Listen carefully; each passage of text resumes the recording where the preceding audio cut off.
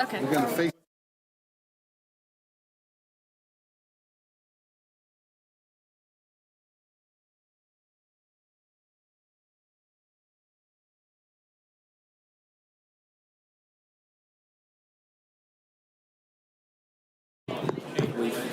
They've got it all. I know they have it, but don't we have to keep a copy?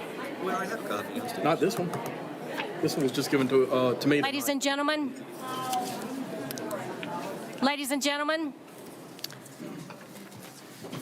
I would like to call the August 10th, 2026 Rockingham County Planning Board in session. Corey Scott, would you please lead us with an invocation? Let us pray. Our Father, we are grateful together, grateful for the opportunity for government and citizens to meet together to discuss issues that are important to all of us. We're grateful for this great county and pray as we gather here that we might hear all that it needs to be heard, that we can be polite, kind, considerate of all who participate. And we pray that we might have wisdom beyond our years to understand what is the right path for all of us to pursue in these decisions to be made today. And we pray for these blessings in thy spirit in the name of Jesus Christ. Amen. Our next order of business is the adoption of the agenda. Do I have a motion to adopt the agenda? I have a motion. Do I have a second? Second. All those in favor, please signify by raising your hand and stating aye. Aye. Any opposed, likewise, nay. Motion passes. The agenda is adopted. The next order of business is the approval of the minutes from the July 13th, 2026 meeting. Are there any deletions, corrections, or inclusions to that document? I move that we accept the meeting minutes as posted. Is there a second? Second. All those in favor, please signify by raising your hand and stating aye. Aye. Those opposed, signify by saying nay and raising your hand. Motion carried. The minutes are adopted. The next order of business is the review of procedures for our public hearings, and I will go over those right now. We follow a set procedure for these meetings, and we use these meetings, we follow the North Carolina General Statute 160D-703C, the Rockingham County Unified Development Ordinance, and the Rockingham County Land Use Plan. The procedure will be staff will present each case as a beginning. We will then have the opportunity as a board to ask the staff questions. Then we will open the floor up to public comment. Those who have signed up for public comment will have 3 minutes to speak. You need to sign up, and if you have not signed up tonight and you want to speak, please let us know now so that you can be on this list. We do want to make sure that everybody has the opportunity to speak who wants to. You will have 3 minutes to speak. Please keep your comments relevant to the particular case. Please do not address the audience. Please keep your comments to us and your questions to us and not the audience. Please use decorum. Please no outburst. Please no clapping. If you can refrain from that, it helps us move this process along. Everyone who wants to speak will be given a chance to voice your opinion. If you would, please be sure that you keep your, if you're making comments that have been made before, be cognizant of everybody's time, and let's see if we can work through this this evening. So thank you very much. Staff, are we ready to proceed? Oh. Forget about the fact that that's all we're doing. Oh. Thank you. We will then vote. There will be a motion and a vote. Our vote is a recommendation to the county commissioners, and this will be heard, these two cases will be heard at which commissioners meeting? It will be heard potentially on the September 21st. The Board of September Commissioners. 21st meeting. So if you, like I say, ours is a recommendation. The county commissioners can overturn any decision that we make. So, thank you very much. Staff?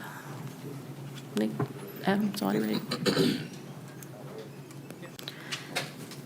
For zoning map amendment 2026-13.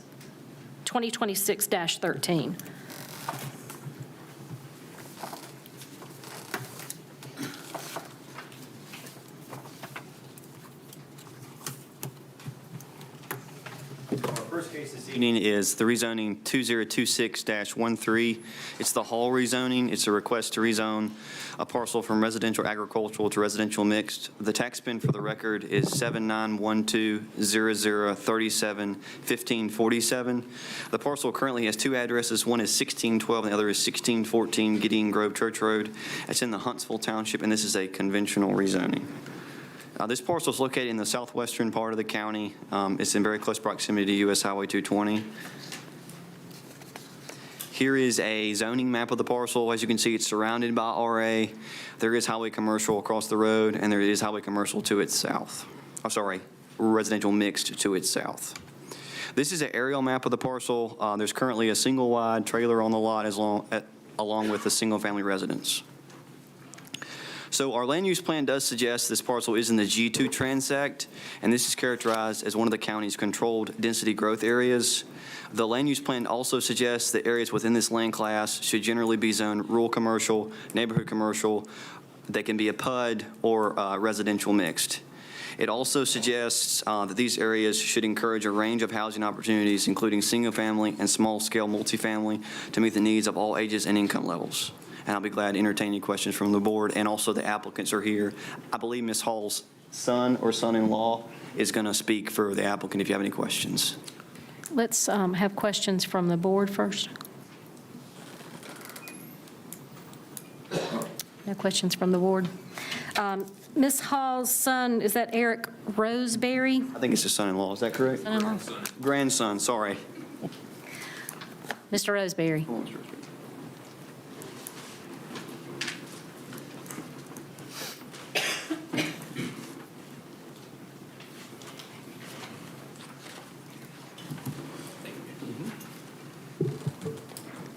Mr. Roseberry, would you state your name and address, please?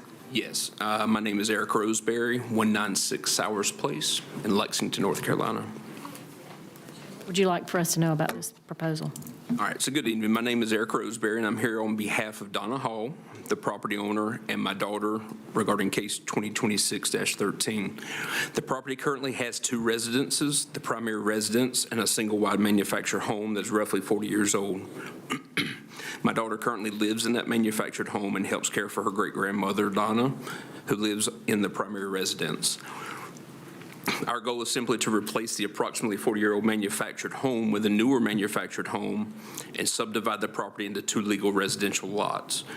Before spending money on a survey, we contacted Planning and Zoning to determine the proper way to proceed. We learned that the property is approximately 2,000 square feet short, or 0.04 acres shy of having enough acres to create two lots under the RA zone.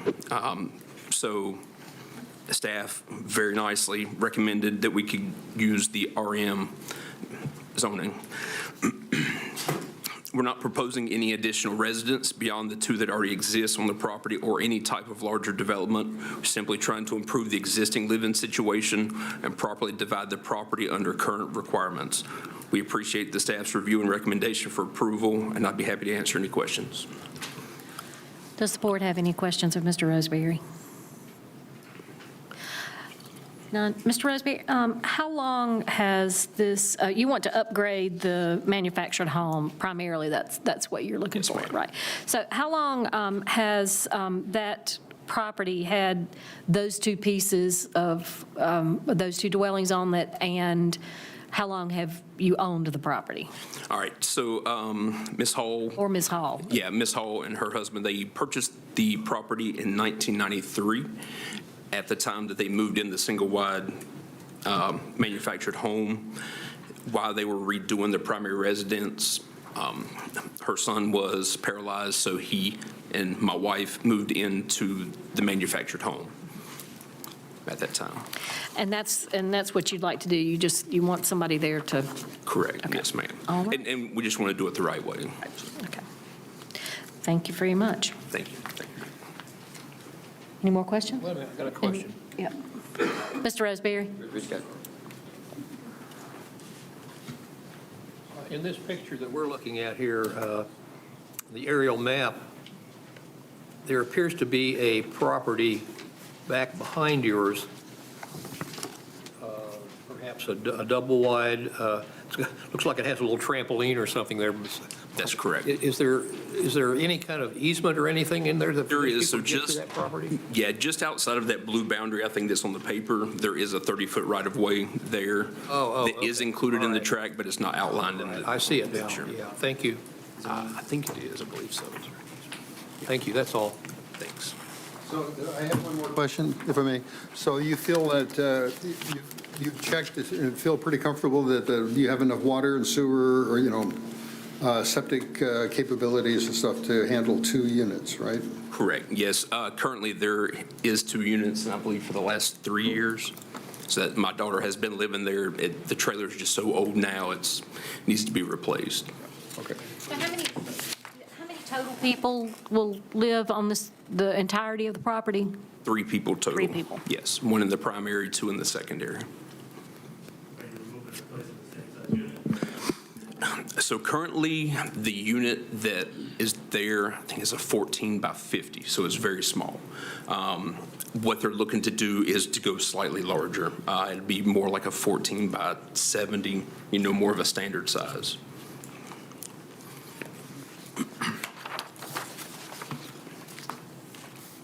Any more questions? Do I have a motion?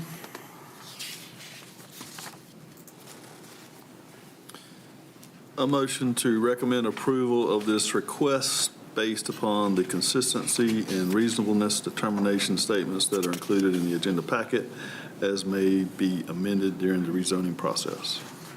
Is there a second? Second. Yep. There is a motion and a second. All those in favor, please signify by raising your hand and saying aye. Aye. Any opposed? Likewise, nay. Motion carries.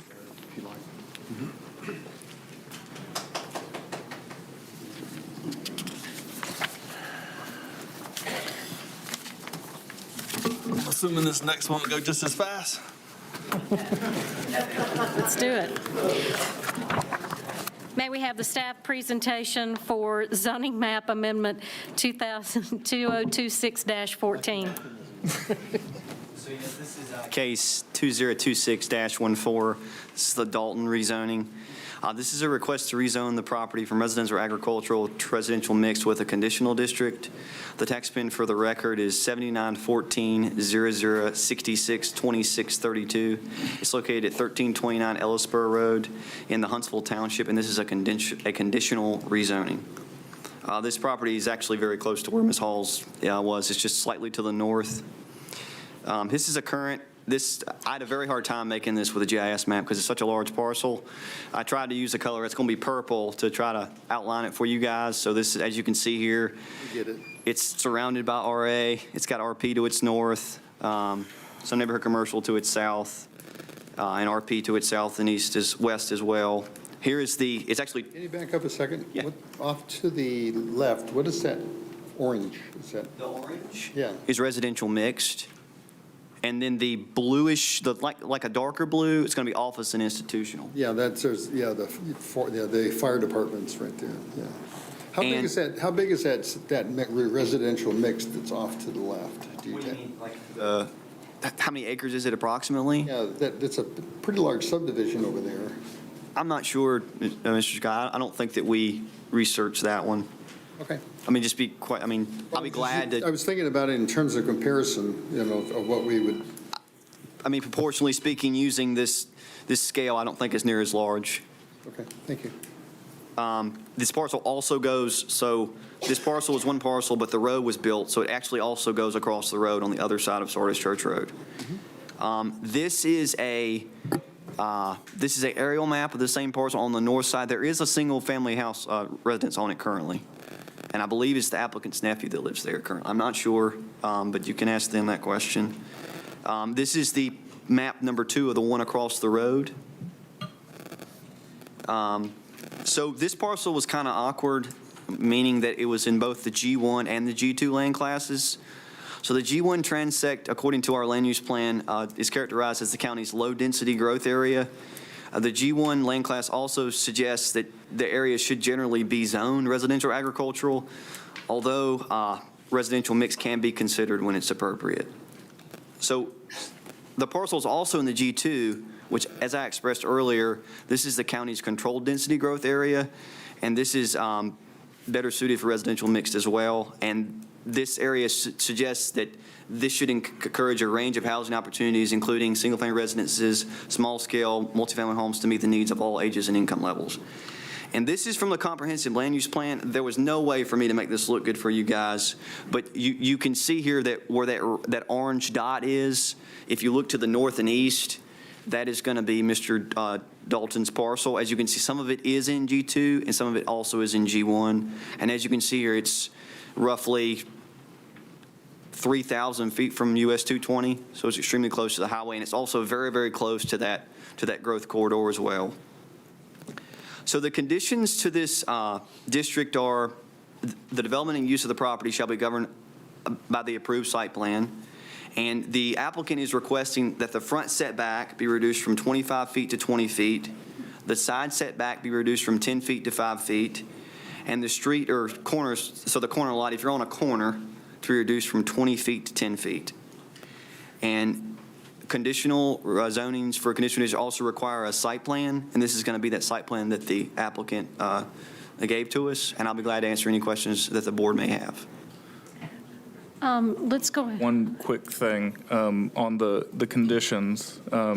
Just as a reminder that we have done this process before in regards to decreasing setbacks. We had one a little bit earlier this year that we did, and then we had one about maybe 4 years ago. 2022 was the Friddle Road 2022. rezoning. And then I did very quick loose counting on that RM subdivision to the west for you there, Corey, and it looked roughly about 60-ish lots, but take that with a bit of grain of salt. Any questions? Mr. Roberts? How much of this development is in the G1 transect and how much of it is in the G2? I'll give you a percentage.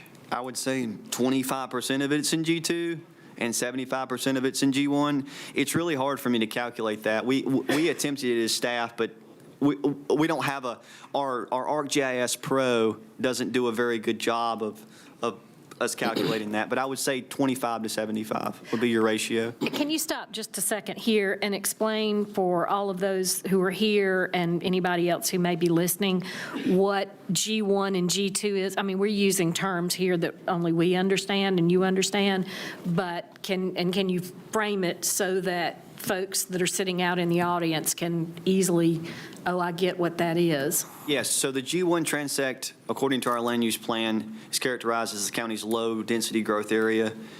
Areas within the county that are in G1 should generally be zoned residential agricultural, but there are other types of planned residential development and residential zoning that can be considered when appropriate, and that zoning district is residential mixed.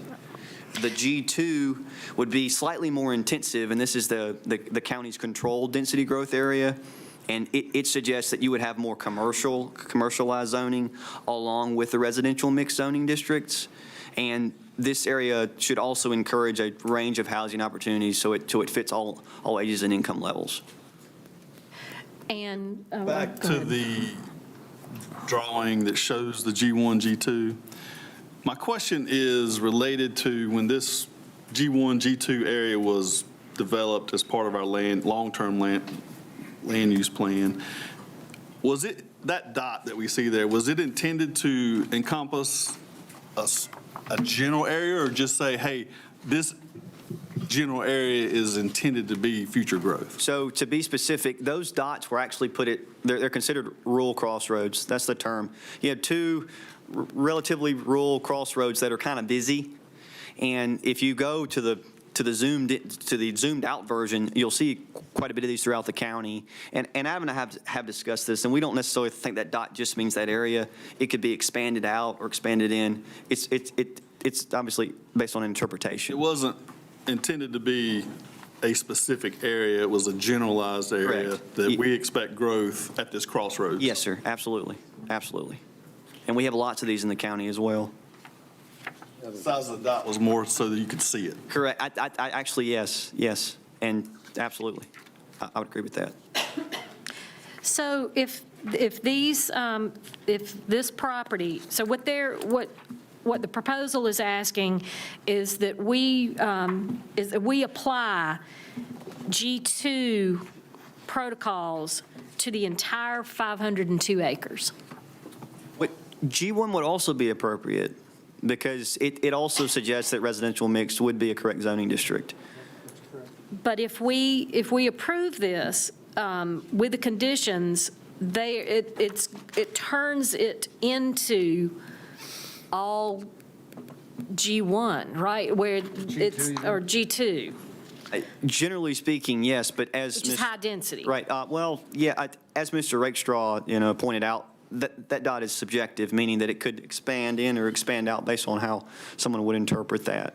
I personally, reading the document myself, I've read the entire thing, and so has Adam. I don't think that dot's intended to just be that little crossroad there. And I would probably generally characterize that G2 as more of like a mixture node kind of thing. So you're probably looking at like a mixture of maybe some lighter commercial type uses and maybe some heavier residential uses, as well as maybe some mixtures on the periphery to maybe some high density single-family residential. Yes. Whereas that G1 also kind of supports a higher density, like planned unit development style of residential. So specifically with something like single-family, both G1 and G2 would support something like RM, and it does explicitly call for RM as a particular district within our comprehensive plan for both of these use categories. And I would also suggest, as Adam brought up, typically you would see, like he said, you would have a commercialized district in the center, townhomes, apartments on the outside, and then outside of that you would have, in the periphery, you would have a lot of single-family homes. And the land use plan also, if you look at the maps, it's going to suggest that to you. Somewhere in the back of my mind, it seems like, the state of North Carolina is trying to get us away from 1 acre and larger lots for like subdivisions, stuff like that, and to make them more dense in order to accommodate the growth.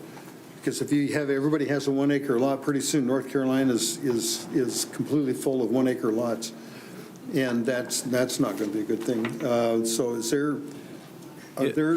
there a push by the state for us to reduce the size of lots in order for us to accommodate more growth? I guess I'm not familiar with anything specific law-wise from the state. I will say just kind of generally in like urban planning literature as a whole, probably for the past 40 or so years, if not longer, the idea of concentrating residential development so as to not develop an entire large area of land completely, but to concentrate it in one area to potentially preserve Green space, you would have more green space. Yes, exactly. If you would Things have like green space. more green space if you were more intensive, because the other parts of the county are actually more rural.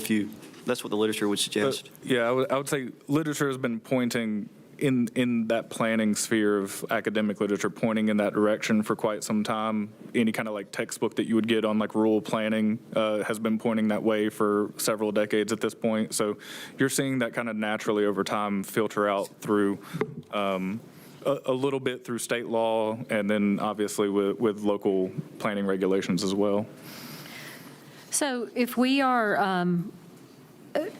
considering, and we can consider the plan that's included in our packet, correct? You can also limit uses. So Do that. exactly how many houses could potentially be put on this, in this plan? Okay, They have discussed with the county, they have preliminary approval on the capacity for water and sewer. They would have to get approval from the Board of Commissioners. If you do if I took mathematically and I multiplied, 504 or whatever the number is times, it would go to a 6 lots per acre density average. It's roughly 3,100 homes. They're only, that's the sheer math, but they're only suggesting 1,100. Right, so So they're only doing a third of what they could potentially do. And so they are going to be tied to the specifics of this site plan. Correct, yes. So just because that is the maximum number possible as per our zoning regulations, as with that condition that we have that they will be held to this site plan, Right. what you're seeing is what you're going to get. They can go less fairly easily. Go increasing something like density is a little bit more difficult. At a certain point, they would have to come back through a process. 6, are you referring to individual houses, or are you talking about multiplexes? That is six Lots per dwelling. acre. Yeah, that is 6 dwelling units per acre. So that kind of factors across. If they were to go something like, say, a duplex, for example, would count as 2 units in that instance. 4 units.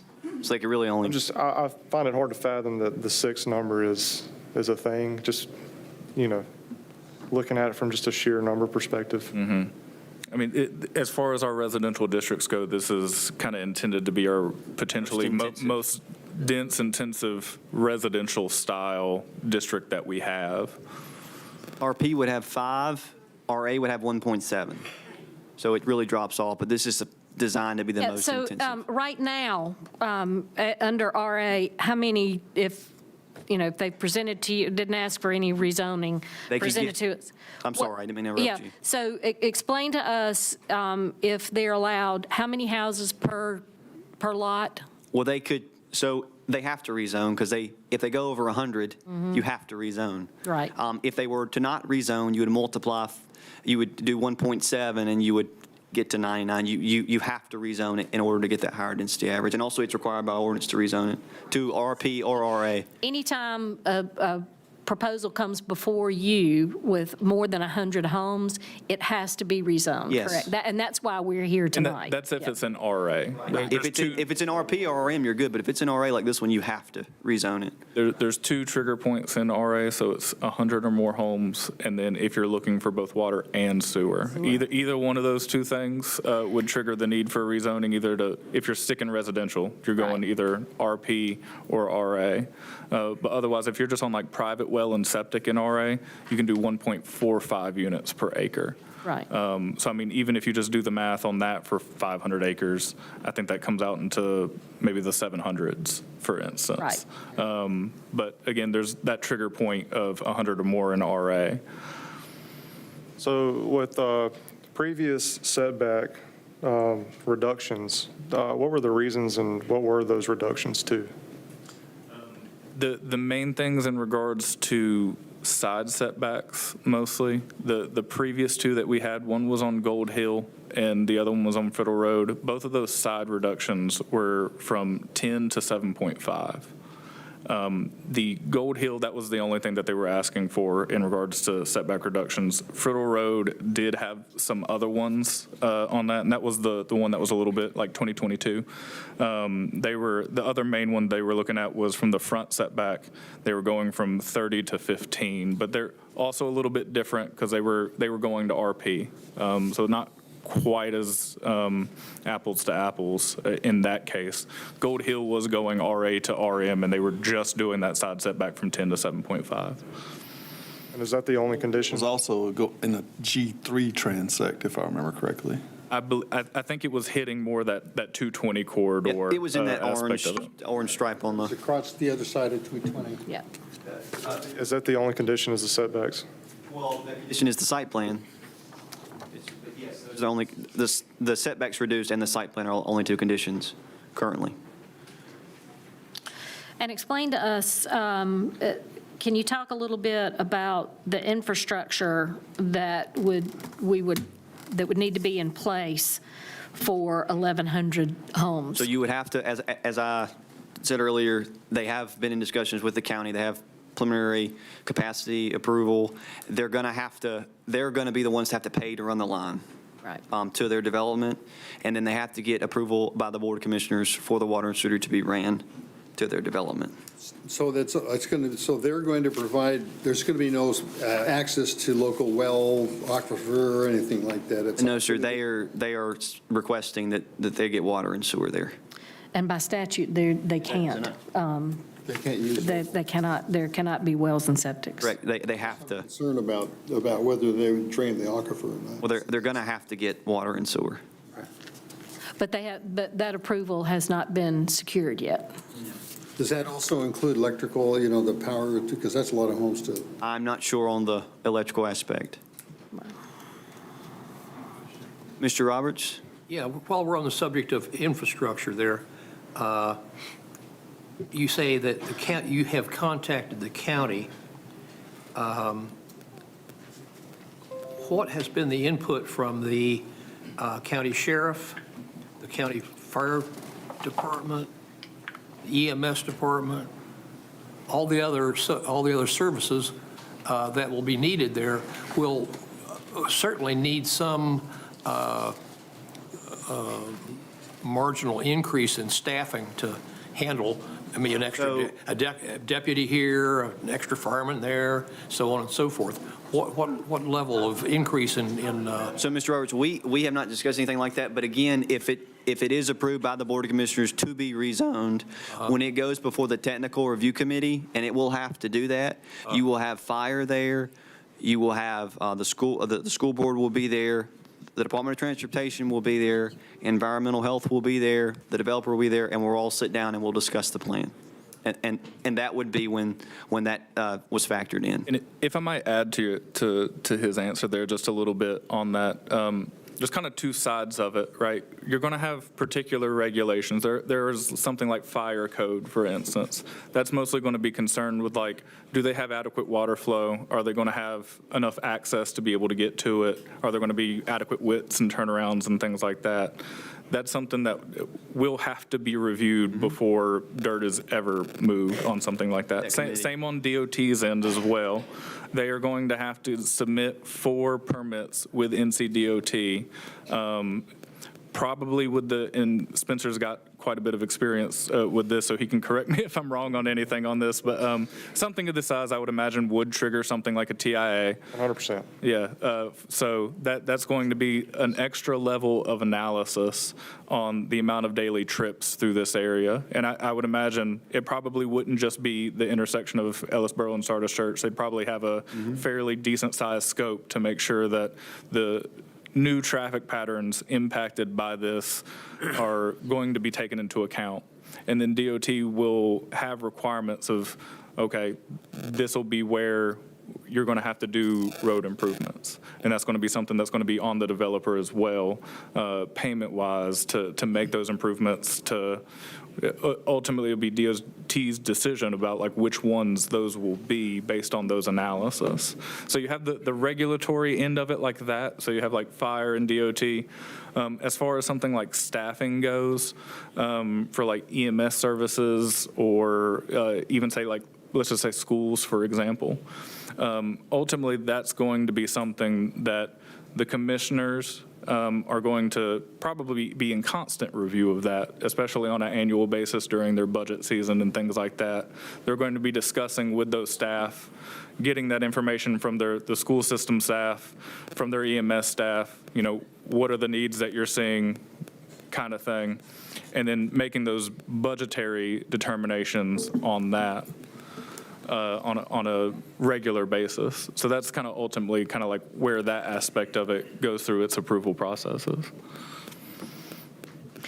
So currently, if this land is zoned RA, a developer can develop this land, they can put houses on it, and they can bring us the technical review committee, they can bring this to the technical review committee, just not 1,100 homes, right? Right. And we can manage the density there so that we can more control it under its current designation, right? Under its current zoning. I think mostly it's through kind of that conditional rezoning process that we're in. So if y'all were to agree with the applicant about any kind of potential changes to the site plan, whether that's density, Use, whether that's use. you could limit their uses to not, you could, Many different things on that y'all could potentially, it has to be an agreement with you and the applicant of specifically what those changes are. But yes, you can do that. So for example, if we wanted to encourage more greenway space and stuff like that in the subdivision, could that be a condition that we add into it? With discussion with the applicant. the applicant is here to. Okay. Okay. Are there any more questions from, Yes. yes? What watershed is this in? Mr. Roberts, this is not in a watershed. It's not? No, sir. Okay.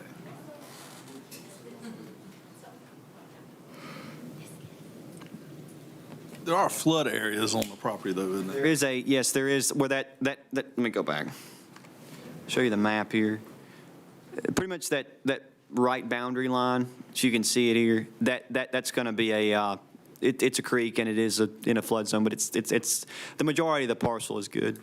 I don't think they're planning on developing any of that, but the applicant is here to discuss that. But it is not located in the Jordan Lake protected watershed or any of the county's watersheds. Do we know what are all the mixed uses that may be asked to have? Can you, sorry, Mr. Odell, can you? Like, do you know if this is all going to be single-family homes, duplexes? So tonight is, y'all can limit the uses. So you can literally strike the uses out that you don't want them to use. You could limit it to just single residences. You could limit it to townhomes or condominiums or quadplexes. It's you and the applicant can discuss that tonight, and y'all can come to some type of We can also. conditions. Can we also decrease the number of acres that on this property that we rezone?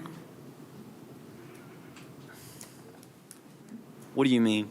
I'm sorry. I'm just trying to understand your question. Yeah, so instead of zoning 502 acres, we can take maybe the 25% that we think is more appropriate for G2, and that means more controlled. You could split zone it. You could, but then we'd have to draw it out and stuff like that. It'd have to be surveyed to split zone it as well to make sure that you're only, rezoning a particular part of the parcel.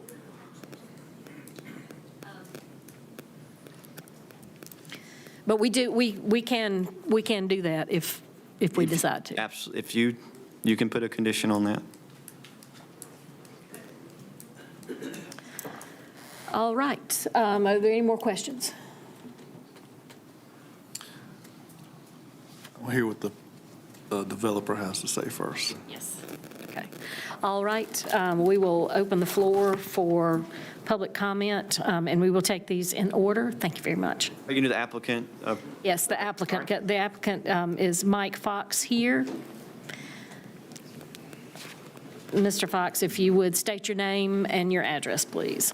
Absolutely, Madam Chair. Well, my name is Mike Fox. I'm an attorney representing the applicant, and my address is 400 Belmead Street, Suite 800 in Greensboro, North Carolina. I'm with the law firm at Tuggle Duggins. So thank you for hearing us tonight. I have with me Lee Bryant, who is the engineer that has been working on this project, and Lee's going to actually walk you through the site plan, and Lee and I can both answer questions.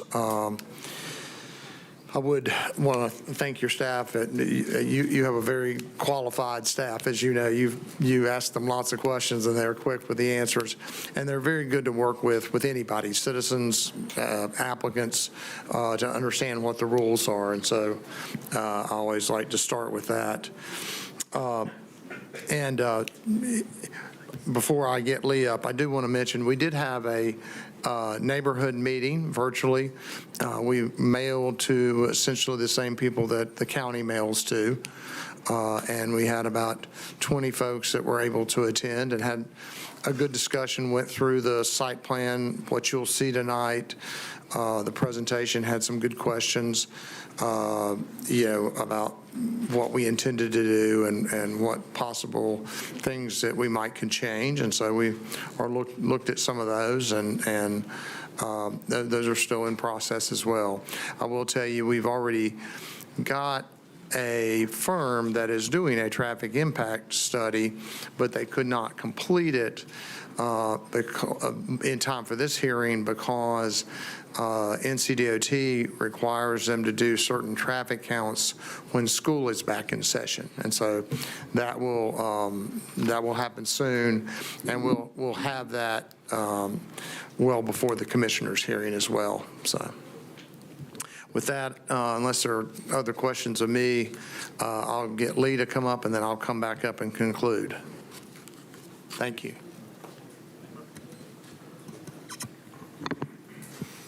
Good afternoon. I'm Lee Bryant with Evans Engineering. I'm the Vice President. My address is 4609 Dundas Drive, Greensboro, North Carolina. And tonight, the staff has done a very good job of pointing out the property where it's at and gone through the initial zoning. But what I'd like to do tonight a little bit is add a little context to the sketch that we provided and a little bit of the land planning side of it and the engineering that goes into it as well. So if we could we pull up the slide here, Adam, for the sketch? Do I need to do it on mine? I can do it, don't worry. Let's see where it is at. Just that overall would be, it's helpful to kind of walk. Yeah, of course. This one right here? Yep, that's the one. So what I'd like to walk through a little bit on the plan is, this is a conceptual plan in nature. So what this is for is when a large property like this comes in and start to do a land plan on this, I look at it to kind of look what the property is capable of having, and then also what the applicant is interested in doing. And then we come up with the best strategic plan to accomplish the needs that the applicant would like, as well as what the land can provide to put on here. So what we've done is gone with all single-family residential layout through here. And as you'll see on the plan, there's a lot of green space and open space. On this plan, this is about a 40% open space for the property. And what we've done is laid out the lots and tried to use the topography the best we can. If you go on, at night or whenever you are, you can go on the county GIS and look. The closer you get to the creek on the way the map sits will be the southern side, but that's actually the eastern side of the property. The map's kind of sitting to the north is to the right-hand side. But on the southern side, as the map's facing through here, is the floodplain that you guys just asked about. So there's no development proposed being in the floodplain. And then as you can see, the blue lines coming up through there are the existing streams on the property. We'll have all the streams identified with an environmental consultant that we hire. They'll go out and do streams and wetlands delineation for that. And once the streams and wetlands have all been delineated, we come back out and we'll pick those up with our surveyors. My company is also doing the land surveying for this property. So we'll go through and identify all these streams and wetlands, and we've tried to preliminarily lay them out and then keep all the infrastructure out of that. So we're trying to be as environmentally friendly as possible and keep all the impacts of these streams and the wetlands that we can out from having any type of impact for this. And as we kind of alluded to at the start of this, in land planning these days, you're trying to bring all the units and cluster them up as close as you can. So although, yes, it does sound like small homes, but there is a reason for that, and that is a reason to cluster them. Clustering provides you to protect these environmentally sensitive areas, to provide the open space around the property, and then it also lets you have less infrastructure. As everyone knows today, the price for everything is extremely, extremely expensive. Well, part of these home prices and part of these land development prices comes into the infrastructure. The infrastructure has to be installed, but the more you push these out to bigger, wider lots, the more streets you build, the more water lines you build, the more sewer lines you build, the more infrastructure that you build, the more infrastructure has to be maintained for the future. So if you can cluster these lots up as close as you can together and still achieve the setbacks that we need to have for this kind of stuff and provide the nice plan to keep the environmentally sensitive areas out, you're much better off to kind of use the land in your favor for that. And as the staff has already said, we're evaluating for the water and sewer to be the capacity and the flow for that now. So part of the conceptual plan is to let everyone know. So you need to let the local municipalities know what you anticipate coming, because a project of this size takes a very, very long time to be built. So I know it looks like a lot, and it's a lot at one time, but none of this is built at one time. It's built slowly. The first house on this stuff may take 2 years before you could even see a house come up on this. So understand, this doesn't happen tomorrow. It doesn't happen next week. It's a very long period of time. And once the process gets started, a lot of it is based on the absorption for the lots, how fast the lots can sell, how fast they can develop this stuff. So with 1,000 lots out here, this project could easily take 8 to 10 years before maximum build out. So a lot of the numbers that you'll see when the TIA comes back is to look at the maximum build out. So the maximum build out is at that 10-year period. And then it also takes into account all of the adjacent properties that are going to be developed in the vicinity. So when we're looking at this, we're looking at a snapshot in time 10 years from now of what it could look like. It's not what it's going to look like over the next few years. And so this gives time for all the local governments, the NCDOT to review everything, the school system review everything, everybody to have time to kind of look at this, understand what the applicant's proposing, and give everybody due time to get everything in place. So I don't want to be respectful of everybody's time, and I'm sure there's going to be a lot of questions. So I'm happy to answer all of them that I can. If I can't, I may reach out to Adam for some technical stuff inside the ordinance. But other than that, I'm happy to turn it over and here to answer questions the best I can. Thank you. Are there any questions from the board? Yeah. We talked about we can negotiate lowering density for this area. Is that something you guys are up for? Looking at upping that from 40% to 60% greenway and lowering the density in that area? So the 40% that's out there now is typically much, much higher than you see anywhere else. In a typical neighborhood that we design nowadays, most open space is about 10 to 20%. So this is double what the open space of a typical neighborhood would be. I would argue that it's that way because of the topography and 100%. the land use and the flood areas out there. So I don't It's agree hand in that hand. you're doing it out of the goodness of your heart. Correct. It's both. And that is the reason for the conceptual layout for this, is that there are those environmentally sensitive areas. So when you pull it out of all that, you're left with the floodplain, you're left with the streams, and you're left with the open space. So you automatically are left with that higher open space. What's your average lot size as shown right here? 50 by 120.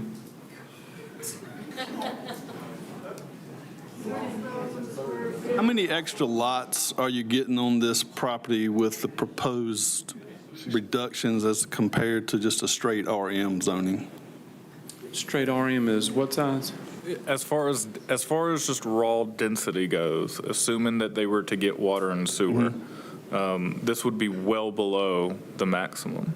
At 5, you get 6 units per acre with water and sewer in RM. If it was All the acreage is not buildable on this property. at least as far as the ordinance goes, it does not factor in buildable versus non-buildable sections. It just takes the raw total acreage and multiplies it by that density average, which would be 6 units. So you would be looking at potential for roughly 3,000, just raw what is allowed as the density requirement. Let me rephrase it. Can everybody see what I see right now? I can't see it on that screen up there. Same thing. Same thing. If you put houses on the same lots that are shown here without the setback reductions that are being requested, how many lots would you have then? I'd have to go back and try to run a calculation for you. You'd actually have to lay it out to determine that. It's not just I'd want to know that before I vote on anything. What is the reasoning for the request for reduction other than just saying, we're trying to squeeze in as much as possible? Because I'm trying to see the benefit in limiting or reducing the the benefit setback. of having the smaller setbacks is to allow for a much more clustered up area. So if you took out those setbacks and you're asking to build a larger lot, what that does is you push the envelopes. So now that you have this open space and you want that, you push it, because you're going to try to get as much use of the property as you can. So the environmental sensitive areas, you're going to push farther down towards the floodplain. You're going to push farther back to the lot. You're going to move a lot more dirt to get to these things. But by clustering this property up, it still allows you to get enough density for this development like this, but to try to conserve as much as you can. So it's hand in hand, and this is not uncommon. The 5-foot setback is not uncommon. I do thousands of them probably a year that I lay out like this. In Rockingham County? No, not in Rockingham County. But I do in a lot of places. And this is Rockingham County, and so that's a valid point, but no, I don't do in Rockingham County today. I'd like to remind folks that this is a professional procedure, and I understand that there's high emotions here, but please refrain from outburst. That was a serious question. I mean, I wasn't trying to be funny with my question there. So are you suggesting that one of the considerations we pursue would be to I'm just curious of what it's the- doing. I mean, and it goes back to what we're asked to do as part of the consideration of this, is what does it do to the community? And that's a legitimate question on that. So what I'm saying is one of the options we have is remove, we can't have the conditions. It would be a straight RM. And so it'd still have the 20 feet. Yeah, so, and. Staff on Yeah. that, but. And that's my question, is what control, because this is a big deal. And this is what we looked forward to when we wrote the land use plan.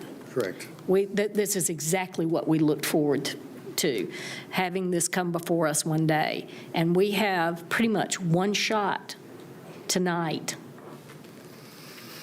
if we get through it, to do it right. And it's our responsibility to do that. So my question is, we understand that the density and the setbacks request are to put as many lots and as many houses in that space as possible. That's free enterprise, right? You're building houses, you're building development. But is there, if we really want this to be a planned community, which is what our vision was in the land use plan,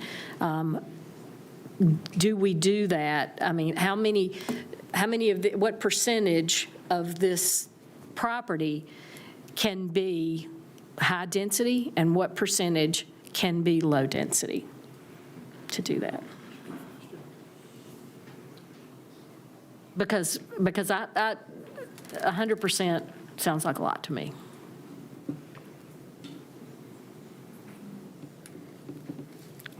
Are there any more questions? Yes. Oh, actually, so, I'm sorry, I have a couple. I'm fine, I'll just make sure any more Yeah, questions before I sit so down. is there, do you have any plans to phase in the development?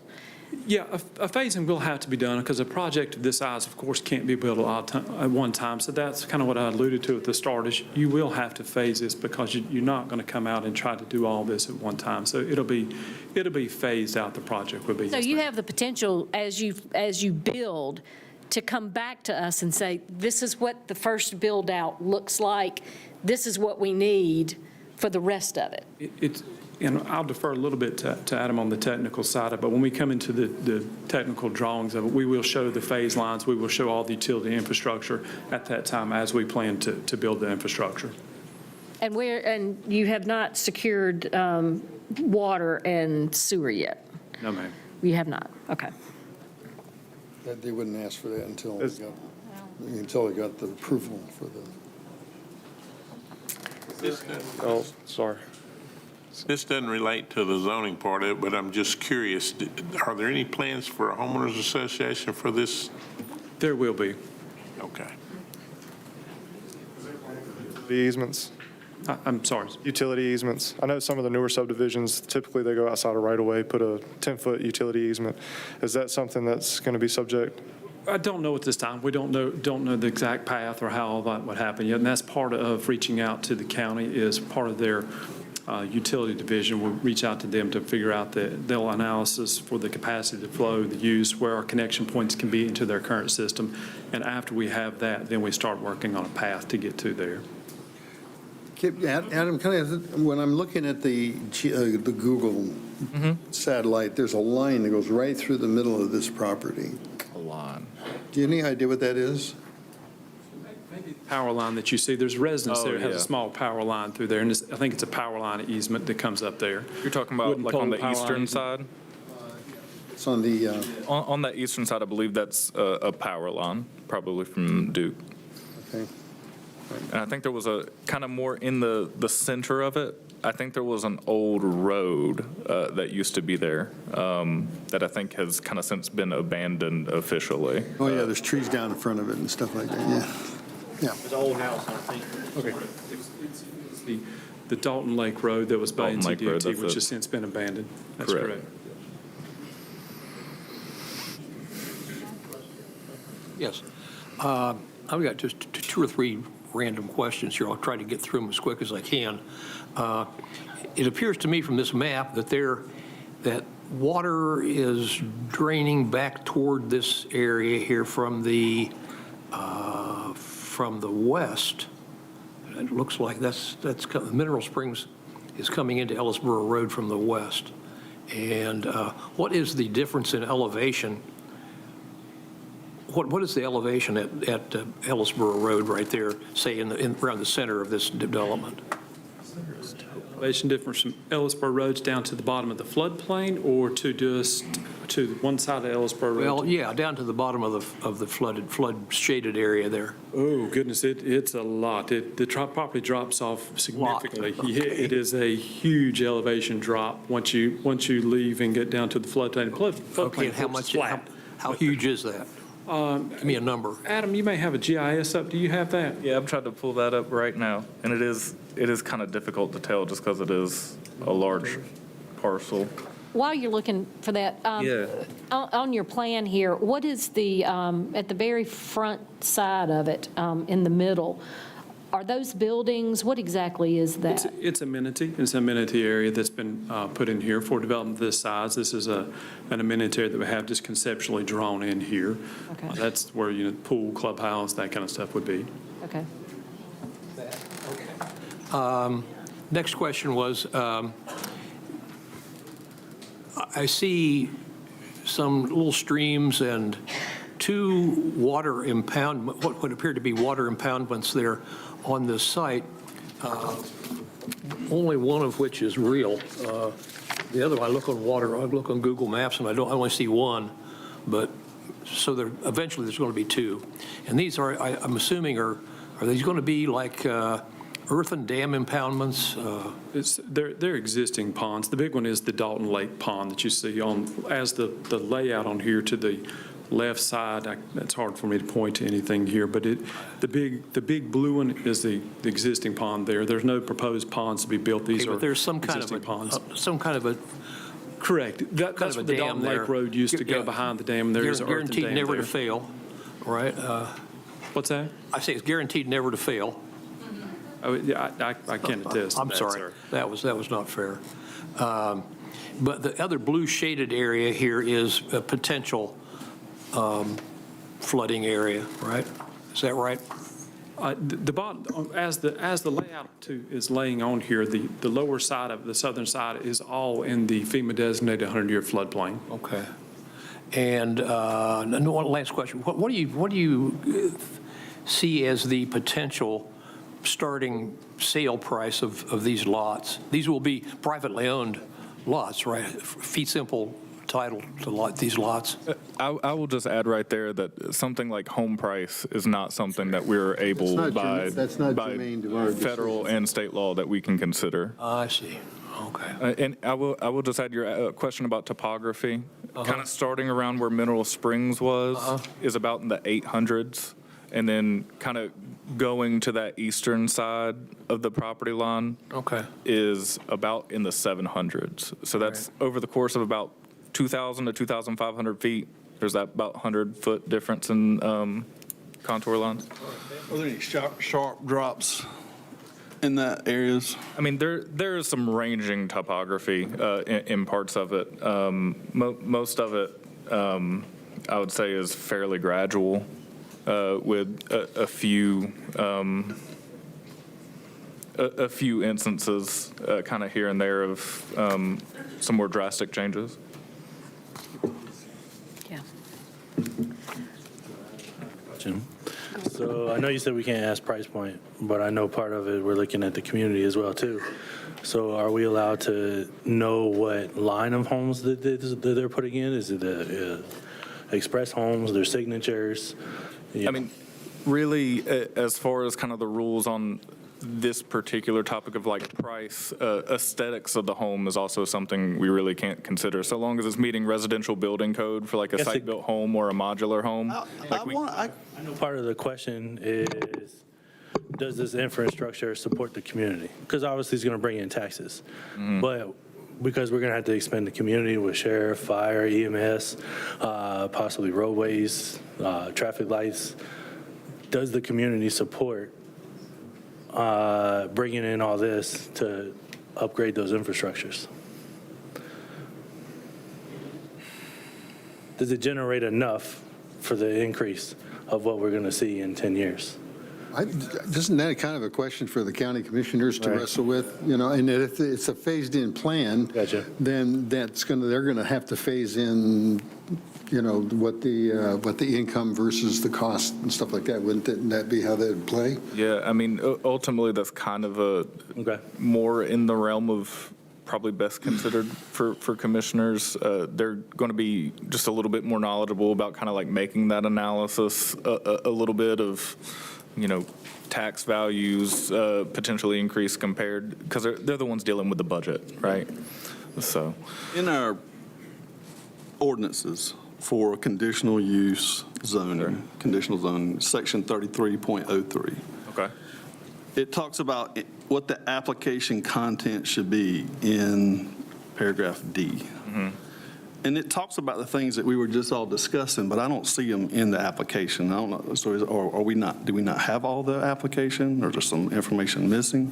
The site plan that we have is what's submitted at this point. So, but it was described twice in this presentation as a conceptual site plan, and I agree it is a conceptual site plan.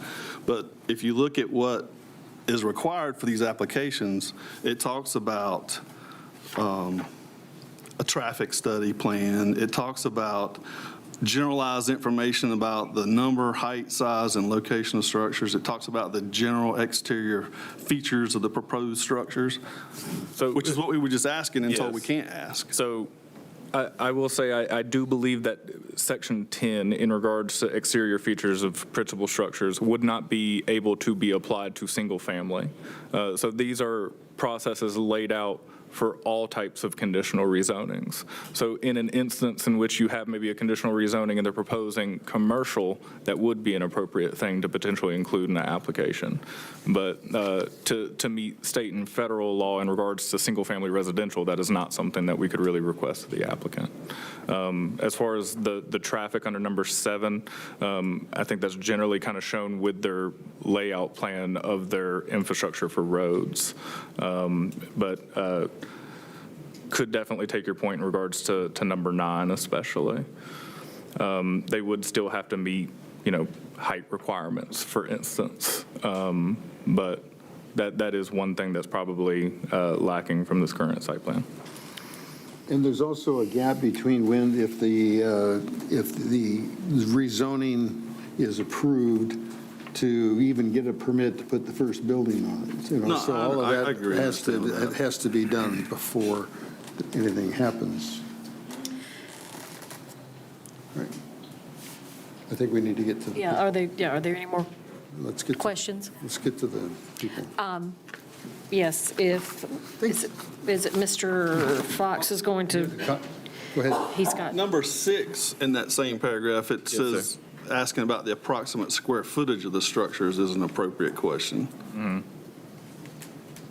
I mean, that could certainly be something that you. And building elevations and materials annotations. It specifically says that for residential use. It is my opinion that particular section in the ordinance would violate state and federal law. So that is why We need to look at revising our ordinance. that particular section for under the residential specifically, I think that would be a good idea, yes.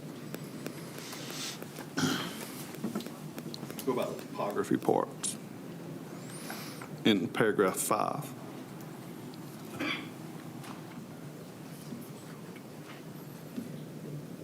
Yeah, I would say that is another thing that you could potentially want to ask for.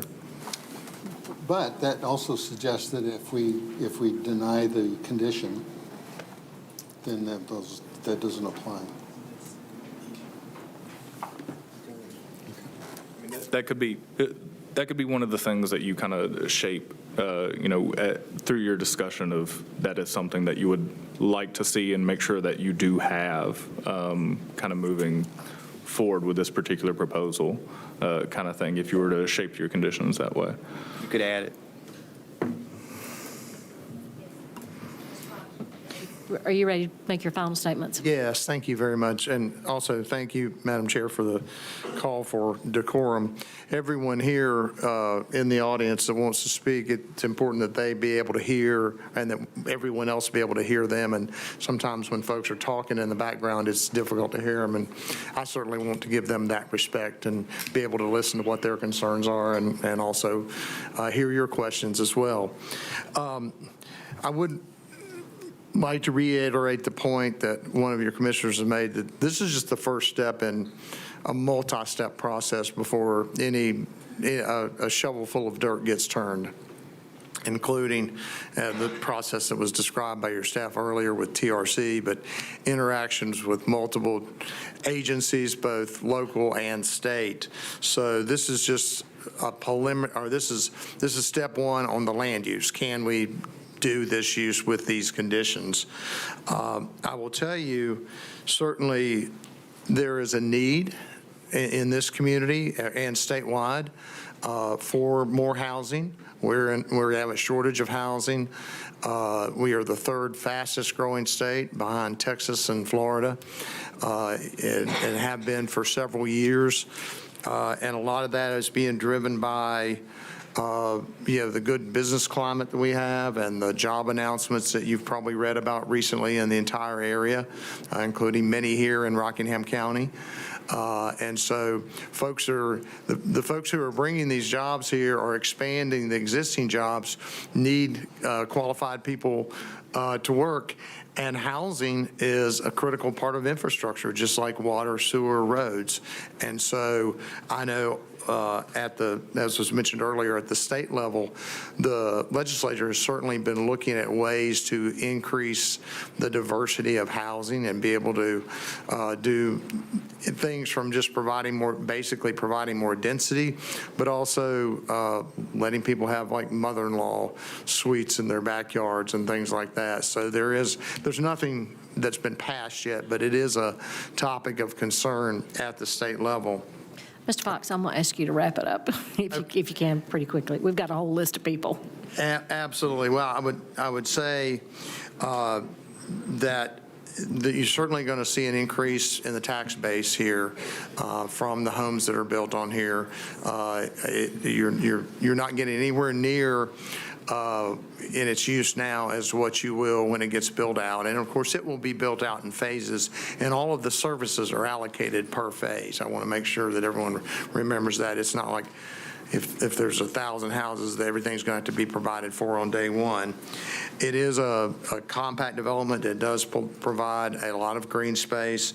It's consistent with your plan, and your staff has recommended approval. So we would respectfully ask that you also consider approving this project, and we'll be happy to come back up and answer more questions if you have them after members of the public have had the ability to speak. So. Thank you very much. Thank you. We will proceed to our list. Bobby Baker.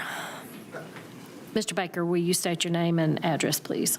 Bobby Baker, 1140 Ellisboro Road. And Mr. Baker, what would you like to share with us tonight? Main concern is the traffic that will be generated from this, thinking of the school buses and traffic, and it's still a farm community.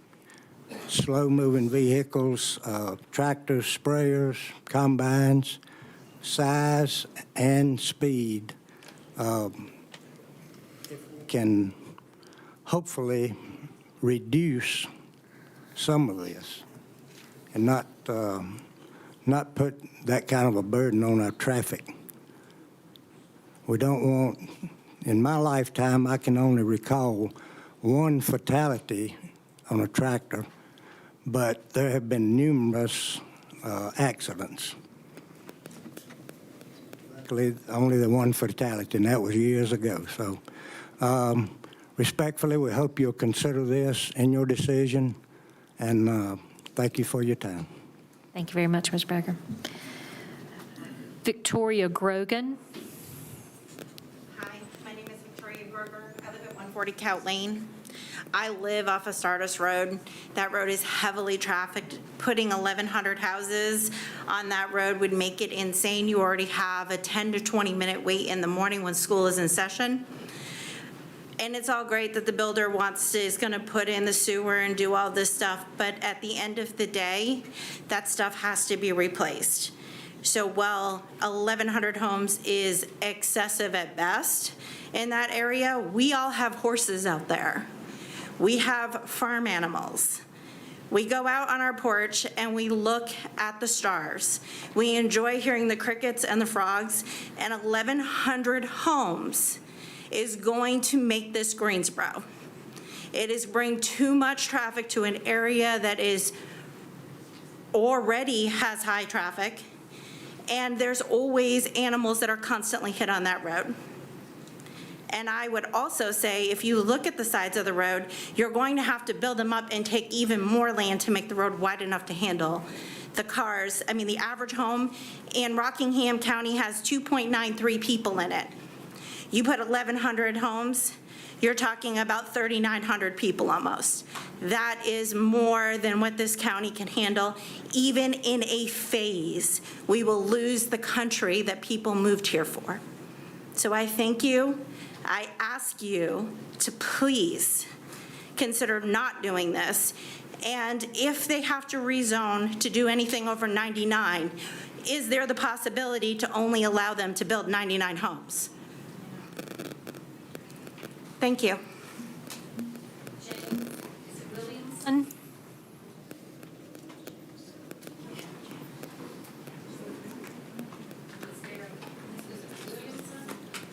Janice Wilkinson, is that? Maybe that's it. I'm sorry. Can't read the handwriting. Percy Brian.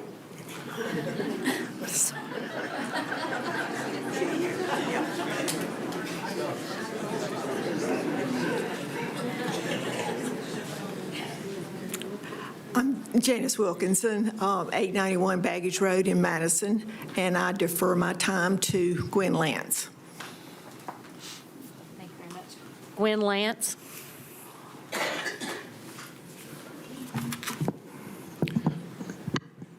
I'm Gwen Lance. I live at 430 Neal Road. I moved here 33 years ago. We came because my husband was a country boy, and he wanted to live in the country. We came for jobs. We both worked in the textile industry, and we made Rockingham County our home. We've worked here. I've owned a business here, and I've been a school teacher here. We have grown to call this community home.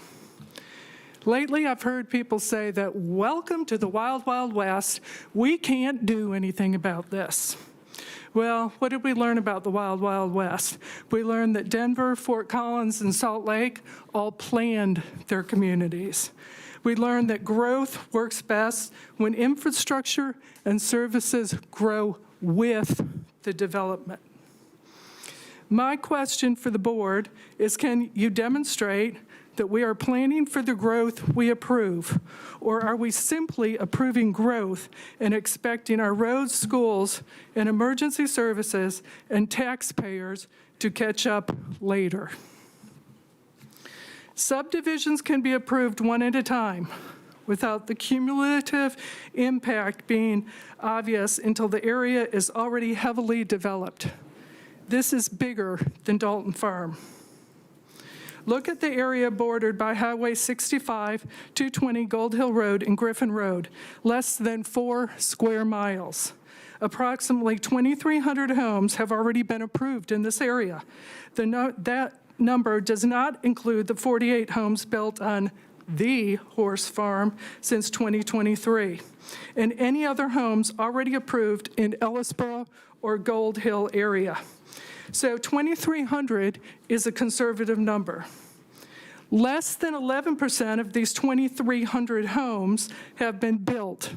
Nearly 90% are still to come, meaning we have not yet experienced the full impact on our roads, schools, emergency services, and other county infrastructure. But one thing is certain, there will be impact. My question, at what point do you stop looking at these developments one at a time and consider cumulative impact on all the growth that has already been approved for this area? Let's address the schools. Mr. Rakestraw, the rest of the board, I think a lot of you know teachers, know people who work on the school board. I am sure that you're aware of the challenges that Rockingham County schools face. 65% of the school-age children in Rockingham County go to public schools. Until we improve our schools, we will struggle to attract new industry. And when industry comes, employees may choose to live outside of the county, investing their time and money where they live, not where they work. My question, when we approve large residential developments, are we adequately considering impact on our already stressed schools? Can you demonstrate they are prepared for growth you are approving? I've also heard some people say that zoning is a property right, and they don't want anyone telling them what they can do with their land. I understand that, but property lines are two-sided, and water runs through both. Growth has consequences for the people who already live here. The infrastructure needed to support new development may require land acquisition. That can mean homes or portions of properties being taken, farms being divided, families being lost, or longtime residents being displaced. There is also an indirect cost. Raising property values, taxes, and development pressures can make it harder for people who live here for generations to remain, who have lived here for generations to remain. So when we talk about property rights, we need to remember the property rights of existing landowners matter too. My question for the board is, when you consider a rezoning, how do you balance the property rights of the person developing the land with the property rights of the people who are already living around it? Our goal should not be growth at any cost. It should be responsible growth that works for the people who already live here, those who want to move here, and taxpayers who pay for infrastructure that makes growth possible. The planning board has the responsibility to look beyond one development, one property, one applicant. You have to look at what all of the decisions mean to Rockingham County. Before you approve 1,100 houses, we counted the squares. I ask you one final question. Can you demonstrate that Rockingham County has the infrastructure, services, resources to responsibly support this additional growth right now and when all the development already approved is built? Please deny the Dalton Farm rezoning request until you can demonstrate that our infrastructure and public services can support the growth we already have. I want to make a correction about something that has been said tonight. These lots are 6,000 square feet. Half the people in this room are farmers. They all know how big an acre is. 6,000 square feet on 43, it's not 6. Thank you. Thank you, Ms. Nance. Set at 6 minutes. That's because there was a yielded time. Okay. Susan Tilley.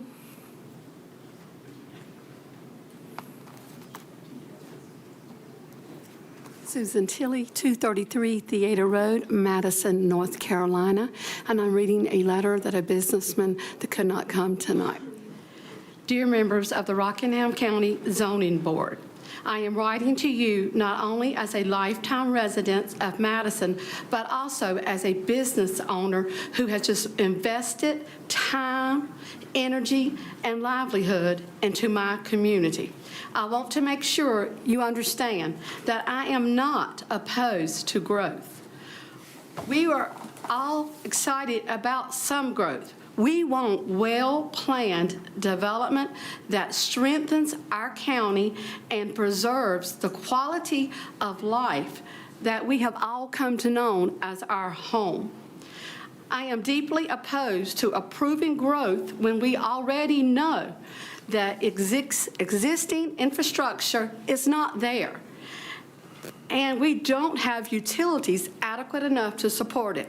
For that reason, I respectfully ask you to deny the zoning request for the development off of Ellisboro Road in Madison, North Carolina. Approving this development without first ensuring that our roads, our water systems, our sewer, our water management, our capacity at our schools, and other essential services can handle the added strain that would be put on all of these businesses. We should not be expected to absorb the consequences of this development that moves forward before the necessary improvements are made or in place. Again, we're not against improvement in our area. We're just asking to do it reasonably. I urge our county leaders to focus first on the infrastructure and utility improvements before approving any additional large-scale developments. If growth is going to happen, then growth should help pay for itself, not us, the residents. We need to get help to cover the cost of the infrastructure. Their projects should demand they help pay for these things. The people already living and working there should not be left to shoulder the full cost of development that it comes along with this, and it's benefiting the others. Responsible planning means making sure our roads, utilities, and public services are ready for additional density is approved. It means putting the needs of the community first, and that is what we're asking you to do tonight. Thank you, Ms. Tilley. Travis Heffinger.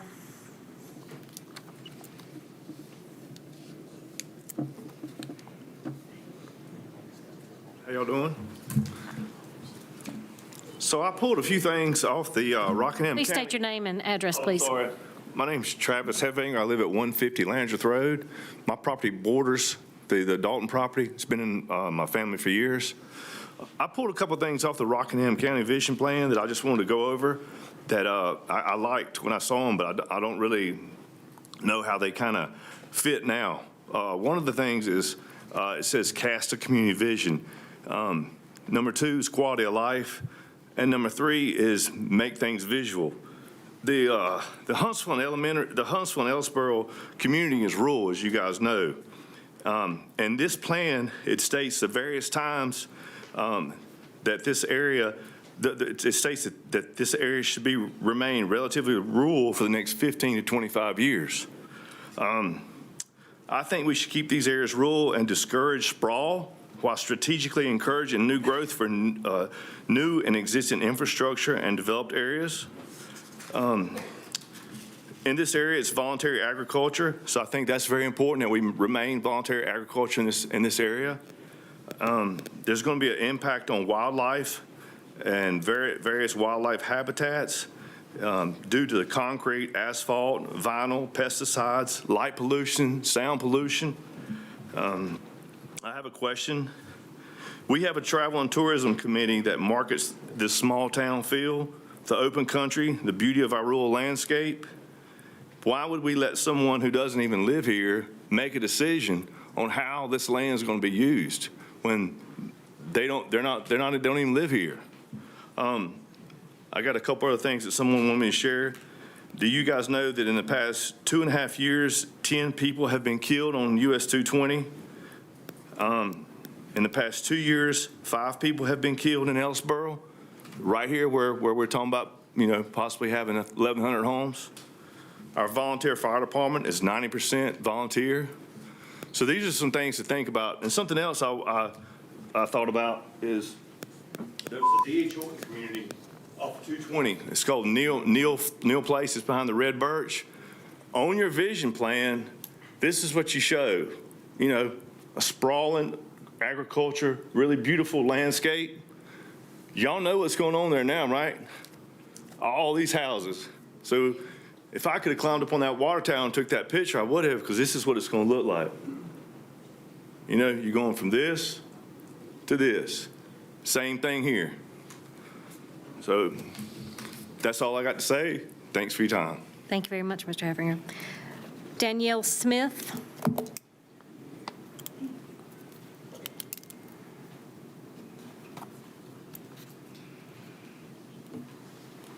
Hello, my name is Danielle Smith. I reside at 110 Hogan Drive in Stoneville. I'm here as a representative of Darcy and Mary Lou Loughton, who reside at 528 Williams Road in Madison. Personally, I would like something to go on record. We attended the neighborhood meeting with Tuggle Duggins, and they were asked directly what the population of Madison was, and they did not know. So I feel like that speaks directly to the care and concern that they've given this project. Darcy and Mary Lou Lawton asked me to read this to you. My wife and I regret that we cannot attend tonight's meeting because I'm undergoing surgery today. We respectfully ask that this statement be entered into the official record. We are not opposed to responsible development. However, we are deeply concerned about the scale and density of the proposed Dalton development and whether it is appropriate for this rural area. Our greatest concern is Hogan's Creek. Our farm borders the Dalton property along its eastern side adjacent to Hogan's Creek. And in one area, we own property on both sides of the stream. Hogan's Creek flows into the Dan River, making protection of this waterway an issue that extends beyond our farm to downstream properties and the larger watershed. Since purchasing our farm in 2009, we have worked diligently to protect this creek. In recent years, we have invested thousands of dollars along with considerate time and effort to prevent our livestock from accessing the stream, reduce erosion, and protect water quality. We are therefore extremely concerned about introducing more than 1,000 homes and the associated roads, rooftops, driveways, lawns, and other impervious surfaces onto the adjoining property. Given the property's topography and proximity to Hogan's Creek, we believe the potential for increased stormwater runoff, erosion, and sedimentation require careful, independent study. Runoff from developed areas can also carry fertilizers, pesticides, lawn chemicals, and other pollutants. Once those materials enter Hogan's Creek, their effects do not stop at the property line. They can travel downstream towards neighboring properties and ultimately the Dan River. We are also concerned that the proposed density does not appear consistent with the adopted 2040 vision plan. If this property is developed, we believe a substantially lower density plan with fewer larger home sites would be far more compatible. Most importantly, we respectfully ask the board not to make an irreversible rezoning decision before these impacts are completely understood. We ask that any decisions be delayed until independent environmental and infrastructure studies adequately evaluate stormwater runoff, erosion and sedimentation, impacts to Hogan's Creek and downstream water quality, as well as the capacity of roads, schools, emergency services, water, and sewer systems. Thank you. I also have a lengthier letter that they wrote. I had to condense the statement for time. Can I leave this for the board? There's many copies. Son?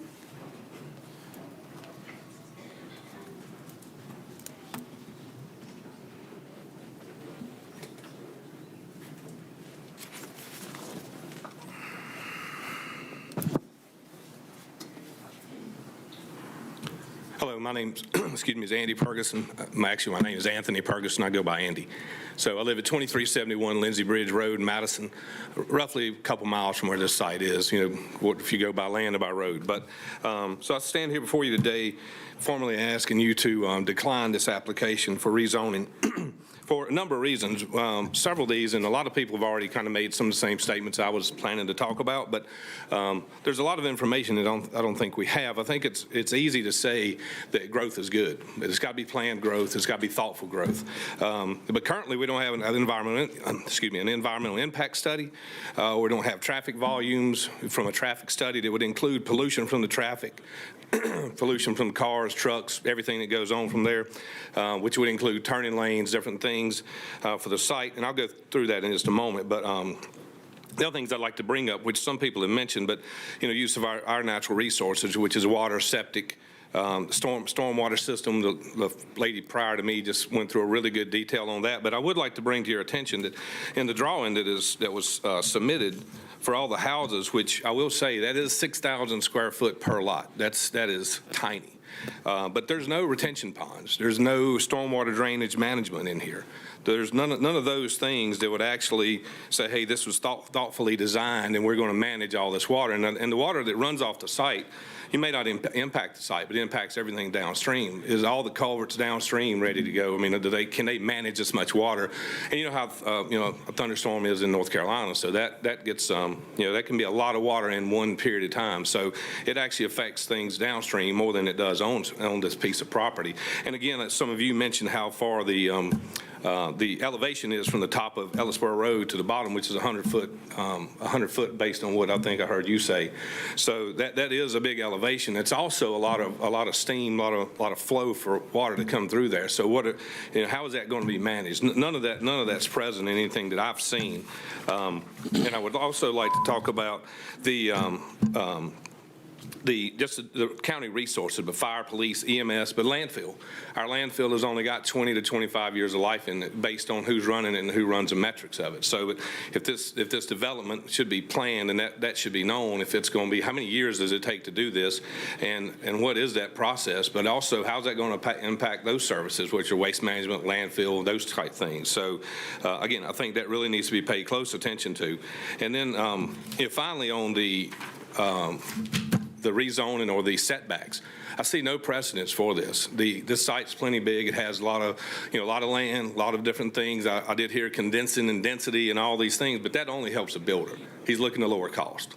And so it doesn't help the homeowner that's going to move there later on down the road or anything like that. So it's actually going to hurt them because they're on a 6,000 square foot lot. And that is a tiny space. So again, thank you for your time.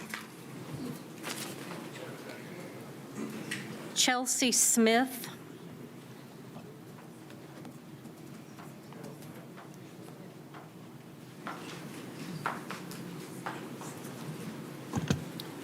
Hi, I'm Chelsea Smith at 1754 Ellisboro Road. Sorry ahead of time for redundancy, but I think the fact that we're all saying these things means that they are important and they should be heard. I understand that growth is inevitable, and I'm not opposed to growth in our community. When it is carefully planned and supported by adequate infrastructure, growth can represent meaningful progress. My concern is not that homes are being proposed. My concern is the scale of this zoning change and whether this level of density is appropriate for this location. This area has historically been agricultural, and the proposal would introduce approximately 1,100 homes at a density dramatically different from the surrounding community.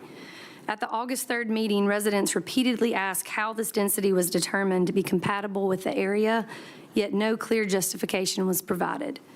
A change of that magnitude requires more than general assurances. It requires clear evidence that our roads, utilities, emergency services, and public infrastructure can safely support it. If the infrastructure cannot support the proposed density, then the density should not be approved. Today, much of this land allows rainfall to infiltrate into the soil or move across vegetated areas. Development would replace substantial portions with rooftops, roads, driveways, and other impervious or compacted surfaces, reducing infiltration and increasing stormwater runoff. Before approving this density, we should know how runoff will be managed and what the downstream impacts will be. We should know whether adequate stormwater controls and riparian buffers will protect nearby waterways and neighboring properties from increased flooding, erosion, sedimentation, and declining water quality. Those consequences should be something we figure out before the rezoning is approved, not after. Moreover, my greatest concern is traffic and public safety. The intersection of Ellisboro Road and Sardis Church Road has already been identified as needing safety improvements, yet the largest proposed section appears to contain 3 entrances, while potentially introducing thousands of additional daily vehicle trips daily. The board should not be asked to assume that an always stop, narrow rural roads and limited access points can safely accommodate development of this scale. That should be demonstrated through a complete traffic impact analysis that addresses roadway capacity, school traffic, emergency response, and necessary intersection improvements. Our rural roads do not suddenly become higher capacity roads because we approve higher density zoning. If improvements are necessary to support this development, there should be a clear plan to provide them before this community is asked to absorb the consequences. Growth is necessary, but responsible growth is a choice. I respectfully ask the board not to recommend this rezoning without completed studies and enforceable commitments demonstrating that the proposed density is compatible with this area and can be safely supported without shifting the burden onto existing residents. Please show the families who already call this home, this community home, that progress does not have to come at their expense. Thank you for your time and consideration. Thank you very much. David Knight. So I apologize, he's in the other room, but he was going to yield his time for me. Speak, yes. Does he know that he's been called? I don't know.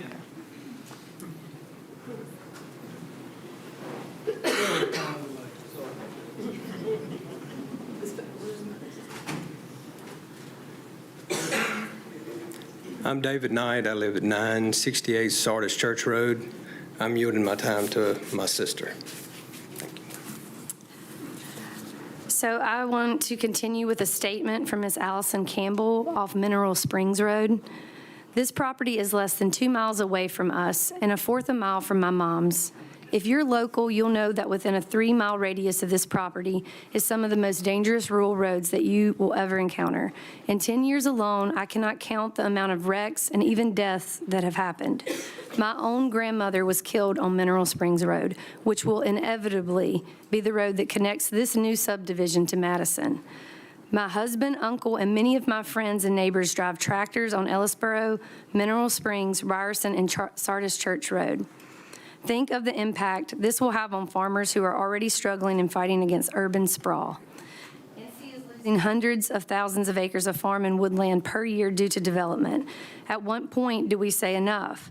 When will we start putting regulations into place to make it more difficult to develop land than it is to farm it?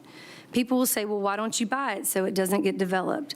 Let me ask you, how can the average person outbid multimillionaires who ravage small towns in the name of progress just to add to their fortune? And what is the true impact this will have on our roads, our fire department, our public schools, our wildlife, our water, and our safety? And I myself, Chelsea Knight Smith, would like to add, there was a wreck on southbound 220 today near Williams Road. I respectfully ask again, does growth we approve in Rockingham County come at the expense of its residents? Thank you. Thank you. Bobby Webster.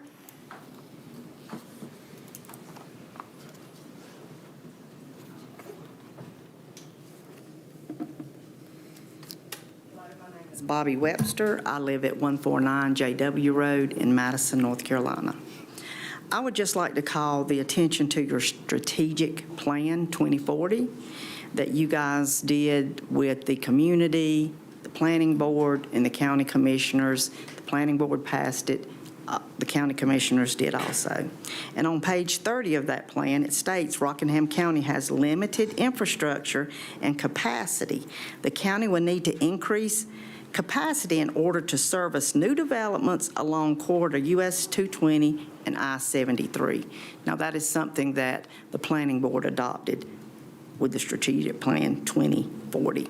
And on page 32, it says policies that focus on development along key growth corridors and encourage greater density without compromising existing rural character. I don't see how this development is going to add to any rural character. It's going to take away from it. There's just no way.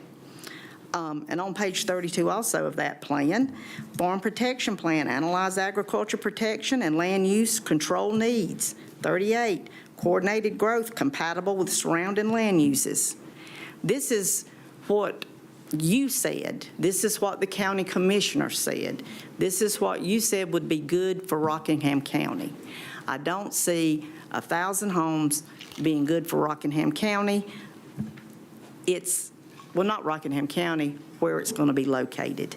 It's just not feasible. It's just not, you don't have any plans. Who says, I'm going to build houses? Well, how are you going to build them? Well, we don't know. Well, this is, it might do this or it might do that. We don't have anything, concrete. We don't have anything concrete, but we want you to let us do A, B, C, and D so, we can do our concrete, not concrete plan. You have a responsibility to your constituents, to your neighbors. They're already boiling water on Gold Hill Road in that development, already, and it's not even finished. We got the boil water alerts. Y'all probably got the boil water alerts also. So if it's not working there, what's to say it's going to work on Ellisboro Road? I say the proof is in the pudding, and it's not been proved yet. Thank you. Thank you. Ethan Mattern? I believe someone was also giving me their time. And you know what? Yeah. I'd like to yield my time to Ethan Matter. My name is Cindy Mann. Okay. 545 Hilton Road, Reidsville. Okay, thank you. So you're yielding your time to Ethan. So Yes. he's got 6 minutes. Thank you. My name is Ethan Matter, and I'm at 1157 Mineral Springs Road, about a mile away from the development. Chairwoman and members of the board, I appreciate you taking the time to listen to all of us. I moved to the county about 7 years ago. I'm a veteran and a former paramedic, and I've worked in high-density areas. The question that we've got in front of us isn't about being opposed to development or growth. It's about becoming a bedroom community of Greensboro and not generating revenue ourselves. We're talking about 1,100 homes in this one neighborhood. Calculate that out between 3,000 and 5,000 people. The impact for us in this area is more than just the traffic and the talking points that we've got, and a lot of the same ones that I have here. It's the real question is, can we fit that many houses in that area? When you're talking about a 5-foot to a 7-foot setback, you're talking about houses that are 14 feet apart, 10 feet apart. Fires jump from house to house. From an EMS perspective, right now in Rockingham County, every day we have to borrow ambulances from the neighboring counties. They can't run all the way to Greensboro. They got to go to Annie Penn because they can't leave the county. From a baseline, before we've added these homes, and even if this neighborhood takes 10 years to add those homes, over the course of that 10 years, without industry coming, all of those jobs are going to be commuting. So the traffic that we've talked about from an over and over perspective, it has an impact on the response time for law enforcement, has an impact for the amount of time children are going to be on school buses. It's going to have an impact on the traffic safety that the people that are moving on those roads have. And the area that it's in that everybody's talked about, these are very small, very slow country roads. It's only just recently that we got a 4-way stop sign at Sardis Church Road because of the accidents that were happening at that intersection. I'd also like to point out that Huntington Elementary School only has 390 students today. With a neighborhood of 1,100 homes, assume that the majority of them have children. That means that school is already maxed out. They're not going to have the space. That's going to require an expansion in the educational system. Tens upon tens of millions of dollars of expansion. The impact on the individuals that are here, I'm not opposed to growth. I'm not opposed to the developer using the land the way that they are. But in the same fashion that if I wanted to do some sort of project on my property and decided I wanted to put a shooting range or something else in, the impact on my neighbors is a big part of that decision. And the people that are here, all of them, we're all here because we have concerns about the things that we don't have right now from an infrastructure perspective.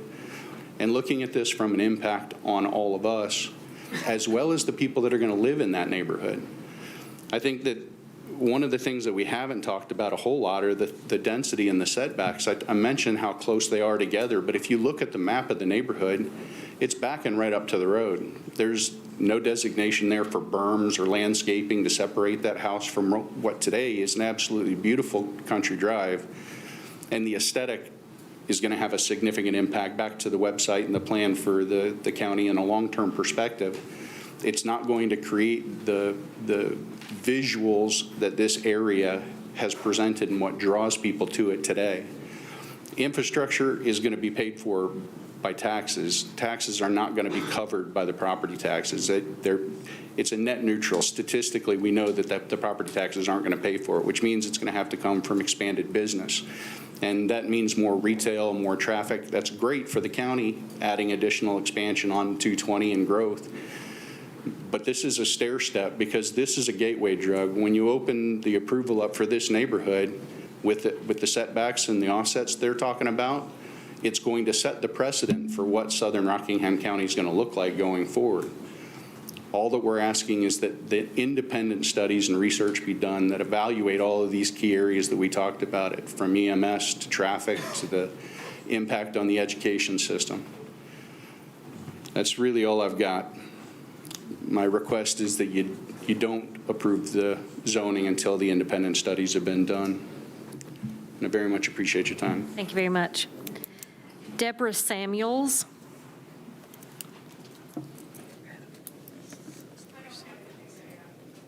Thank you. B.J. Ryerson.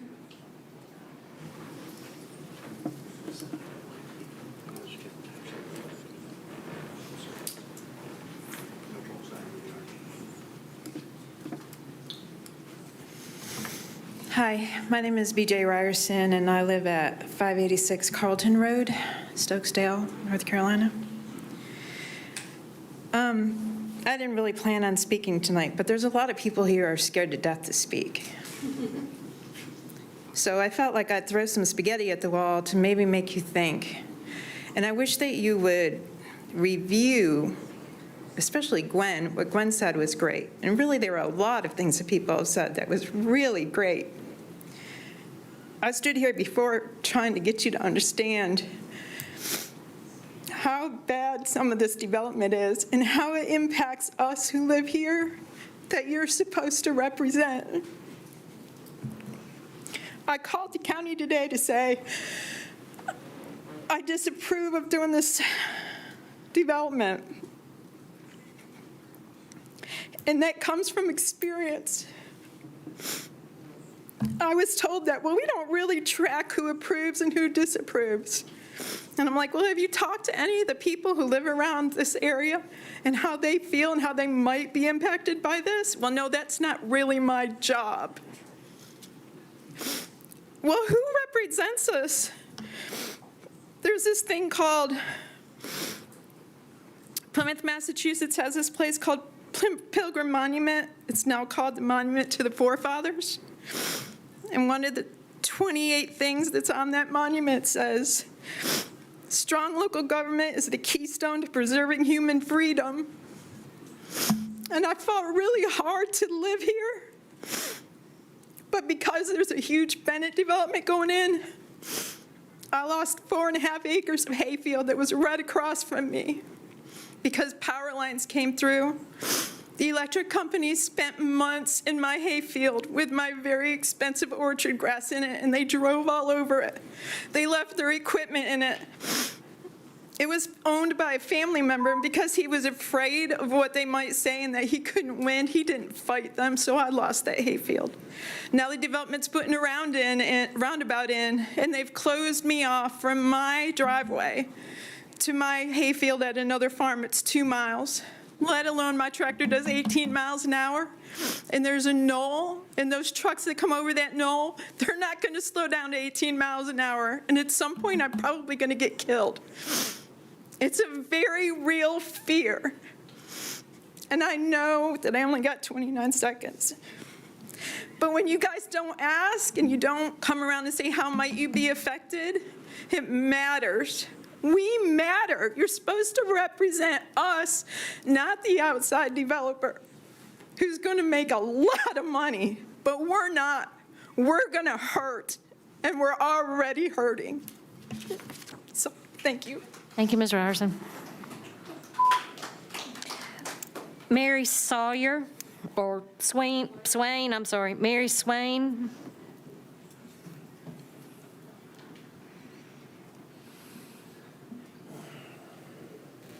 Hello, my name is Mary Swain. I reside at 270 Morning Glory Road, Madison. I'm here tonight to voice my concerns about the rezoning and development of parcel number 116765. We chose to purchase our home in Rockingham County because we want to be part of a rural community. We were drawn to the trees, the undeveloped land, the wildlife, the quiet, and the rural charm.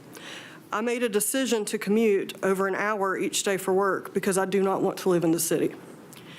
As a recent first-time homebuyer, I understand firsthand the post-COVID housing crisis that our state is facing and the need for responsible development.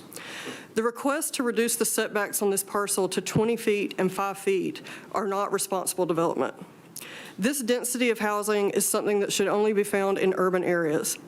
If this request is approved, you will be setting a precedent that cannot be undone. There will be no coming back. Greedy developers will accept this as the new standard without any significant contribution to impact fees. Our infrastructure cannot handle opening the floodgates to irresponsible development. It will destroy the rural community. We are already seeing the effects of this on Gold Hill Road. My request to all elected officials who will be voting on this matter is to remember that your responsibility is to make decisions based on what is in the best interest of the residents who live here, not the developers who are trying to make a profit. Thank you. Thank you very much. Jennifer Tucker.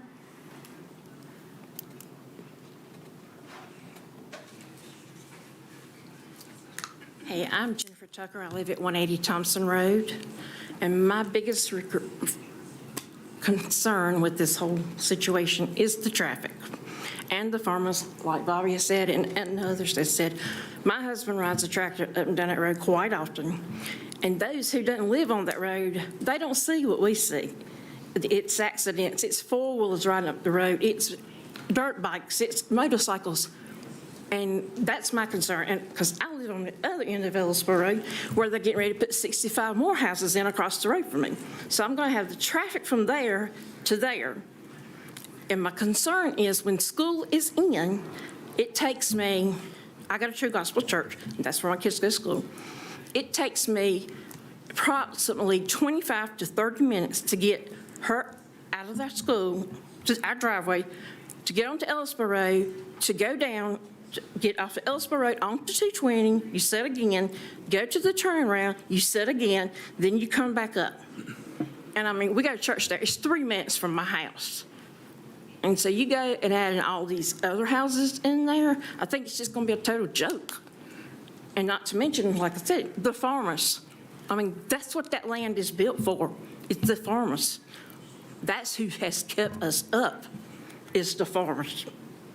And that's all I have to say. Thank you. Thank you. Zach Griffin.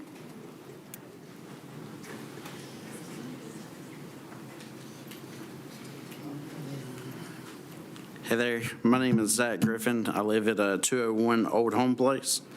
Thank you guys for having this meeting so we can talk about everything that's going on here. One thing I did notice, though, was I kind of heard talk about, let's just get this zoning passed and then we'll figure out the logistics of everything later on. We'll figure out utilities, water, power, all that good stuff later on. And then I also heard it's going to be a 10-year plan. It's like, okay, that's great. Well, even to get this started, all those utilities, schools, resources like law enforcement, EMS, fire, all that stuff is going to have to be taken care of prior to those homes going in. I seen the sheriff here and several deputies. Thank y'all for being here. I will say on that side of the county, it is a 30-minute drive from the sheriff's department to that side of the county. Average response time during an emergency is approximately 50 to 55 minutes. So if that tells you anything about how much more law enforcement, a couple of deputies isn't going to cover it. It's going to be probably substation, which means money. There's going to be, before all of these things take place, utilities, all that good stuff, the taxpayers of the county and of the area are going to have to pony up a lot of money just to get all these projects going. By estimates that I heard tonight, 600 to 1,800 homes could possibly be going in that area. If each of those families had one child, that's 600 to 1,800 extra children for the schools. So that means more than likely a new school is going to have to be built. You know, there's a lot of things to consider prior to allowing, you know, the zoning to go through, just to say, we'll figure out a plan later on. We need a plan beforehand before we look beyond and trying to figure out what else could possibly be done. There are a lot of things to consider here before making a decision. I pray that you guys will consider those things. I know several people had talked about traffic, talked about heavy equipment on the roads for the farmers and things like that. There's often times that you have to pull off to the side of the road just to let a piece of equipment go past you. I could only imagine with new traffic coming through that area what that could possibly mean. And, you know, the answer isn't saying, well, you know, they can do it when the traffic's not coming through. No, this is these guys' livelihoods. They need to be able to make their way up and down the road without worrying about extra traffic, having to worry about accidents, things of that nature. And I just think there's a lot of things that we need to consider prior to allowing us to pass. But thank you guys so much for allowing me to speak. Thank you. Amanda Aldridge.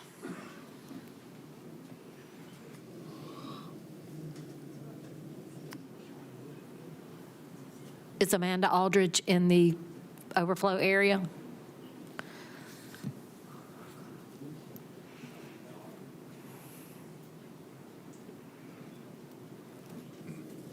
Moving along. Curtis Howe.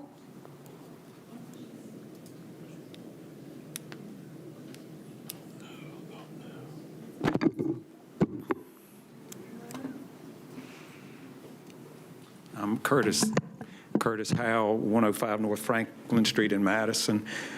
Thank y'all for what you're doing and for taking this so seriously. And I want to thank everybody here for doing the same and doing the American thing and the small town thing, the small rural county thing, and expressing your concerns. And y'all are just wonderful people, and I'm proud to be counted amongst y'all. I'm not a native here, but I've been here 40 years.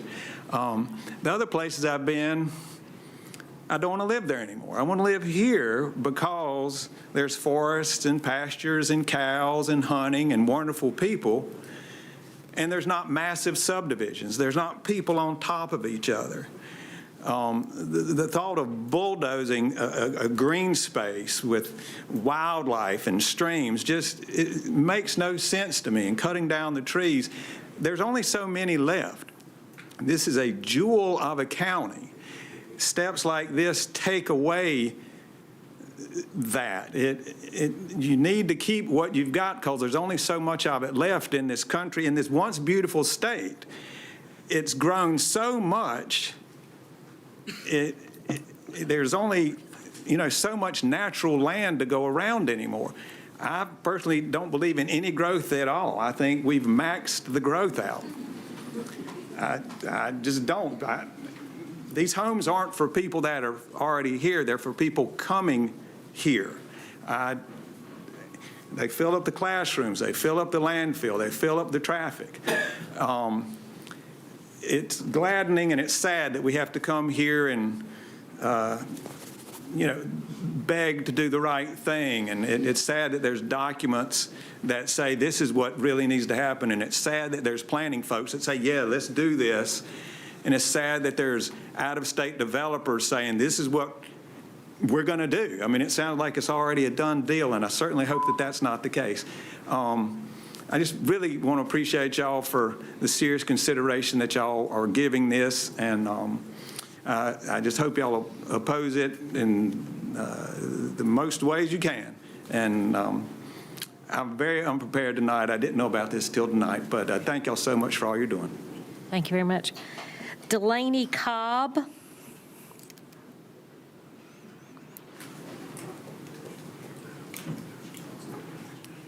Hi, I'm Delaney Cobb, and I reside at 617 Williams Road of Madison, North Carolina. I would like to start that I am a current student at McMichael High School, and I'm speaking on behalf of some students. I think it's important to consider our schools in the area and the safety issue this would cause. I'm speaking of McMichael High School. McMichael is a very small, with a population of roughly 600 to 700 students, and with the possibility of it growing substantially can cause major safety hazards. Our school was not built to hold more than 1,000 students. An adequate classroom size is about 18 to 25. At McMichael, we are already at 35 to 45. With this possible increase, it will be impossible for students to have a stable learning environment with the overcrowding. This would also impact Western Rockingham Middle School and Huntsville Elementary School. Not to mention our teachers. It's not possible for one teacher to attend to more than 50 students in one class period when we already have a slim number of them. This will cause less time with students to individually make sure we have the material we need. This will lower grades and test scores fundamentally, which is substantial for future success. We don't have the funds to upgrade our school. How can we be okay with more students coming in when we can barely adequately support our current student population? Growth is good, but without proper preparation and funds to update our schools, it's a road to disaster. Please consider our students when making this decision. Thank you. Thank you very much. Sasha Hudson.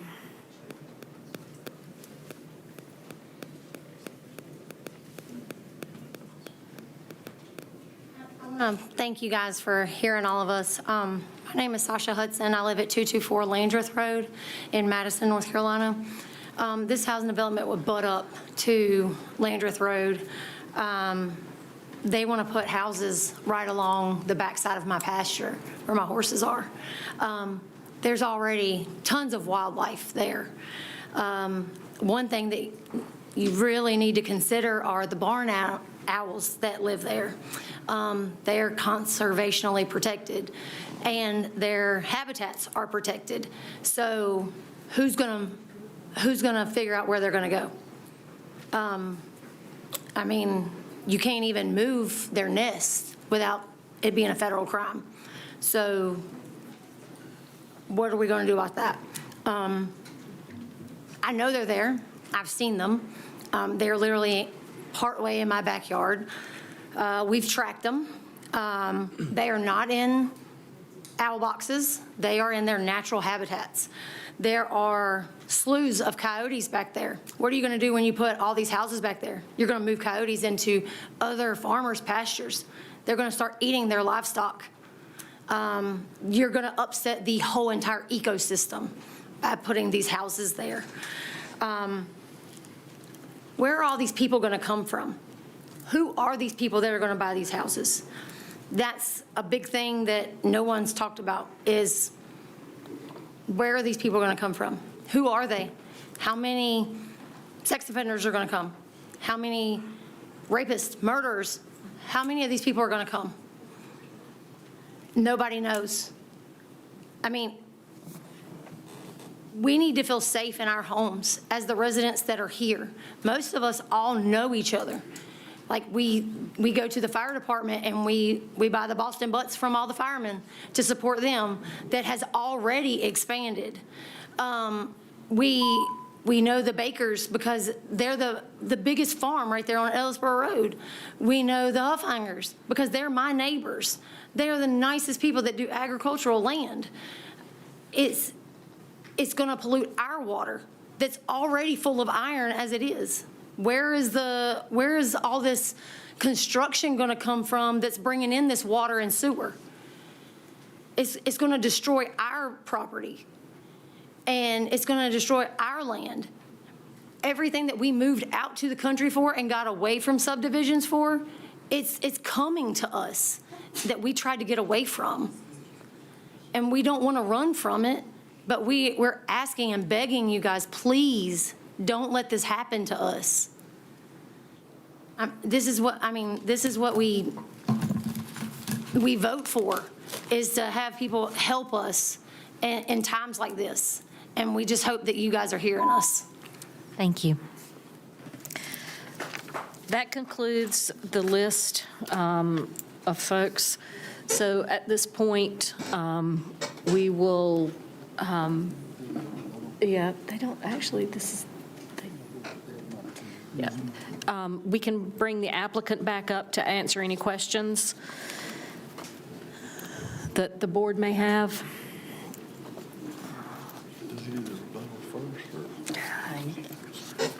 Yeah, Mr. Fox, you can make an ending statement or a conclusion. Certainly. And are there any questions the board has? Let's take questions first, and then we'll let him conclude. Are there any additional questions of Mr. Fox? This might be more so for the engineer. Okay. On up, please. How much of the 500 and, was it 2 or 4 acres is you can't build on? Or how much of the land can you not build on? Not build on? Well, you can, well, it's a complicated question. I'm not entirely sure how you're asking it. Of your concept plan? It's probably close to 40% open space shown at this point. And so was this concept plan intended for a single-use house? For like single-family houses? Is that what the concept is for? Yes, sir. It's all single-family homes. And so I guess this goes to Adam. I'm having a hard time interpreting. Can you pull your microphone up? Can you pull the microphone up? Yeah. Can you hear me now? Perfect. I think we're good. Is the minimum requirement 25,000? So that would be the case if it was a minor subdivision. In the major subdivision, it goes to that density average. Okay, so that's where it would go to the 6? That's correct. So yeah, 6 units per acre. Just want to make sure I understood that before.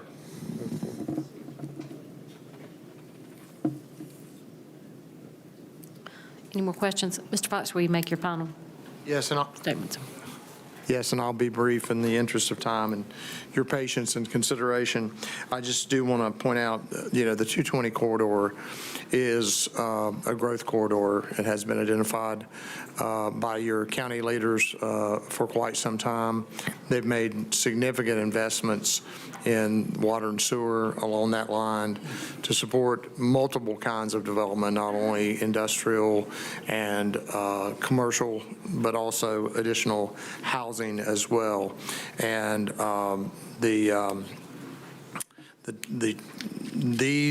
homes that will be built here, will pay taxes. They will spend money in the local area. They will contribute to the local economy. They will invariably volunteer at various organizations as well. So there are benefits to having additional people in the community beyond just the concerns about the traffic. So I would urge you to consider that, and also the fact that it does fit within your growth plan, and the staff has recommended approval. And we feel like that this particular compact development, where you are maximizing a lot of open space, and we are working with plans of having walking trails potentially through there. Of course, that's something you design at a later point, and even connecting to the community park there if that is something that is desirable.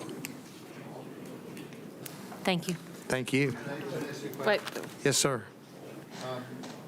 So are you anticipating that, the typical economic impact of having more businesses and more homes and the more people move in is about like 2.6 or something like that? Are you anticipating that the economic impact would be, there would be more opportunity, more stores and stuff like that, and other services that would come in, laundromats and fast food restaurants and stuff like that would also come in as a result of this in order to support this population? Is that one of your underlying assumptions? Absolutely. Typically, all commercial restaurants, grocery stores, things like that, they have a count, they say heads and beds. And they look at the population of an area to determine, is their restaurant going to be successful here? Is there going to be enough customers to support it? And so when you see, more people in an area, you typically will see people wanting to come in and provide those services. That also helps existing businesses as well, existing restaurants and other businesses, particularly in nearby towns. So they all see the benefit of the additional people to spend money in the community, and that this would be where they would live. And so while they may not work in Rockingham County, some of them may work here, but some of them may work in other counties, they'll come here to spend their money. This will be where the home is. Mr. Fox, I'm going to ask a question. On your concept plan, I'm not seeing any of that commercial. I'm not seeing any plans for that, and when we did the land use plan, when we discussed this type of subdivision, it was with the thought that the commercial part would happen almost in proximity or at the same time that the phases built out. And I'm not, the only thing I'm seeing here is a clubhouse with amenities. And when you get density in other neighborhoods, and I've been in a number of them because I've traveled around the state, there seems to be the commercial, like there's shops and maybe eateries and grocery stores up front, and then the more dense housing comes behind it, and then the less dense housing is behind that. I'm not seeing that here. Can you help me out? I mean, is this what the vision is? You are absolutely correct. This is solely a residential development, but mixed use doesn't mean mixed use all has to be on one particular parcel or one particular project. A mixed use can be an area, and I'm certainly anticipating that the area, as you get closer to 220, that's where you're going to see a lot more of the commercial activity because you're just going to have more traffic there for those businesses. But this is very close to 220, and so it would be convenient for those folks to shop there. Okay, thank you. We're going to get a Costco here? Chick-fil-A. The Chick-fil-A, yeah. Get another dollar store. Okay, I'm sorry, we're digressing. Bernie, you have a question? Can you tell me close, it doesn't have to be exact, if we were to decide to not accept these setbacks and go back to the default, how many units you would lose? I have not done that number, and I don't know if Lee has as well. Yeah. Gosh, I would hate to guess. That's a lot of math, and I'm a lawyer. All right. Thank you, sir. John, you have, Spencer, did you have? We were just talking about the setbacks and the lack of any obvious kind of amenities here. I see a little dot on this map here that you say is some sort of amenity building. There's a pool. Item B, page 51 of our UDO, item B under applicability says a conditional zoning amendment is not intended for speculative purposes. Rather, it is based on a firm development proposal. So you're saying this is a firm development proposal, right? We believe that this submission, meets the application requirements. It clearly shows you what the uses are, which is obviously one of the main requirements, that you have to know what uses are there. And it's pretty detailed in terms of, the layout, for example. Now, there could be some things that could change beyond our control, like, for example, where we think we have a driveway, or we want a driveway, DOT ultimately gets the final say. They may say, we want you to move it 20 feet or 50 feet or however many feet, and we obviously have to comply with that. But that's something that gets worked out in the TRC process. But there clearly will be an amenity package for this development, which will likely include the things you typically see: pools, clubhouse, maybe tennis or pickleball courts or something like that these days. So. Okay, thank you. Thank you. I believe that's it. Any more questions? None. Thank you very much. Thank you very much. I will open up for discussion. I have a few points that I just want to talk about. One of the potential issues, or one of the issues that I personally see, is if it's both G1 and G2, typically whenever you're trying to plan for something, you always look at worst case, or what's your most restrictive. And in this case, it would be the G1. So looking at that, you would see something that would kind of push more towards an RA. Now, I understand that RM can be, and if you look at it and say 500 acres and say you wanted to go to the threshold of 100 homes, that's 5 acres per home. So, I can see some of that.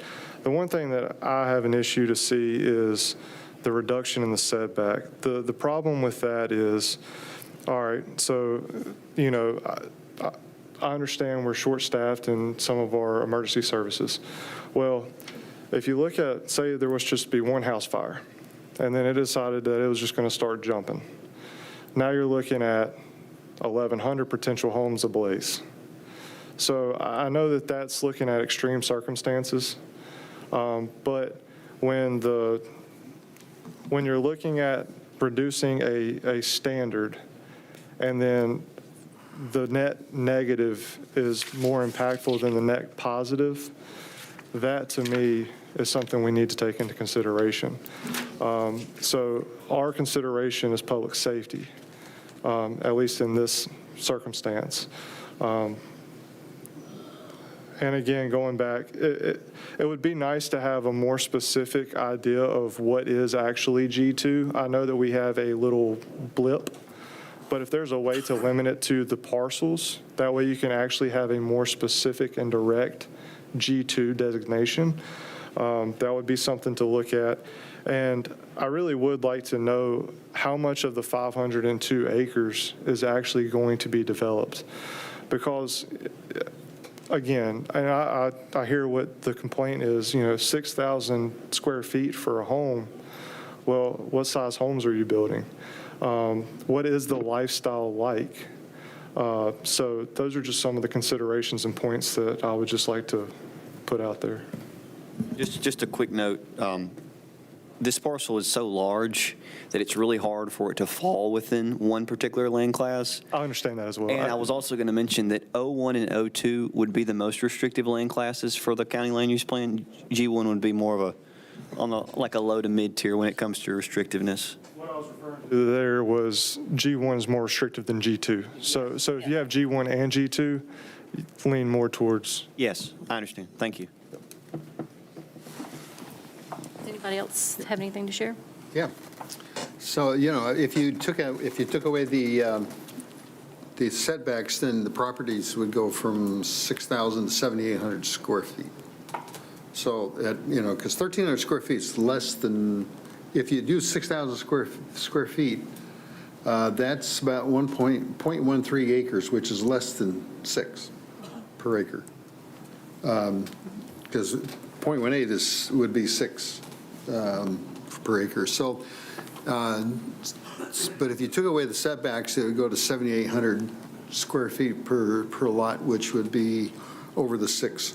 It would be less than 6 lots per acre or something like that. So just as a thought, when I'm collecting the list of what people are concerned about is the notion that we need to have all of the studies done. We need to know that we have the right school size, we have the right roads and transportation, we have all of that stuff figured out before we make a decision about the zoning.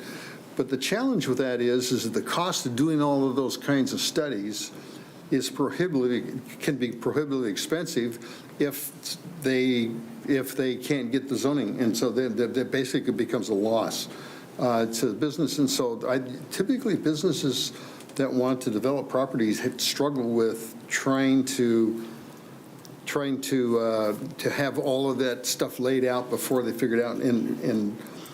And unfortunately, sometimes I wonder if the county has enough information at this particular point to know that in 10 years from now, this is how much water and sewer and fire people that I need and all that kind of stuff. But when you add in the 2.6 economic growth factor, then I think we underestimate what that means. That there's 2.6. There's another 1.6 growth that happens in addition to just having the people in the neighborhood. So that comes into play when you start talking about roads and stuff like that. That's what I'm seeing. And I think one of the points that people made was this is a small local community, and you thrust, I'm going to say 900 houses, because if you do 700, 800, even 900 houses, 900 more people, even though that happens over 10 years, then there has to be some accelerated growth in just the community itself. In other words, does Madison assume all this, and Madison now becomes the big city, or the big place to live in the western county and stuff like that. So there's all these kind of dynamics that have to be taken into account when we consider this.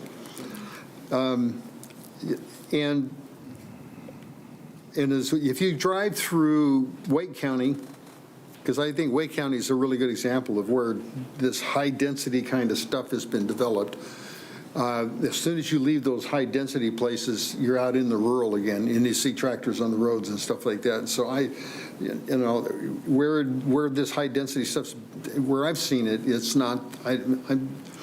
I can appreciate the challenge it is, and this is the way it's always been, and we really like it this way. But I think Julie, you said something really salient in that this was planned for this kind of growth to occur. The county spent millions of dollars to putting in the infrastructure along 220 so that this whole area could grow and take advantage of that infrastructure to help the county do exactly what we're talking about. But I think we need to consider very strongly about taking the setbacks off. Corey, I do just want to kind of clarify you made many points, but your kind of first point in regards to like lot size and density. Yeah, I was trying to do a little bit of math in my head. I got you. So just to make sure we're on the same page with it, the lot size in a major subdivision kind of goes away. There would not be a minimum lot size per se. Their constraint would be setbacks, topography, and infrastructure. Yeah. And then the main talking about the size was the main regulatory constraint that we have in a major subdivision is that density units per acre, which with water and sewer they would have 6. So if you were to take that overall acreage and do 6 units per acre, that would mean 3,000 would be their hard cap. Roughly. Yeah. So they would be well under that. I just want to make sure that. Yeah, I get it. Okay, Yeah. I got you. I was just kind of playing with, what happens if we took the setback away? How much? They said the lots would be like 50 by 120. Sure. So if you made them, 60 by 130, what would that do? know. I got you, I understand. Yeah, I just kind of playing with that. And one more point. So if we do agree with the setbacks being reduced, how many more rezoning requests are now going to happen for, say, a subdivision that hasn't completely phased through, and now they're in like phase 4 or 5, but they want to come back and rezone because now they know that we can approve the reduced setback? Right. But we've already approved some reduced setbacks in the past. But they were not for the entire, they've been, well, they've, nothing on this scale, of course, but they've been more deliberative, and they're not exactly, of course, you know, this is obviously in a different area, but, yeah. So, Bernie, do you have any thoughts?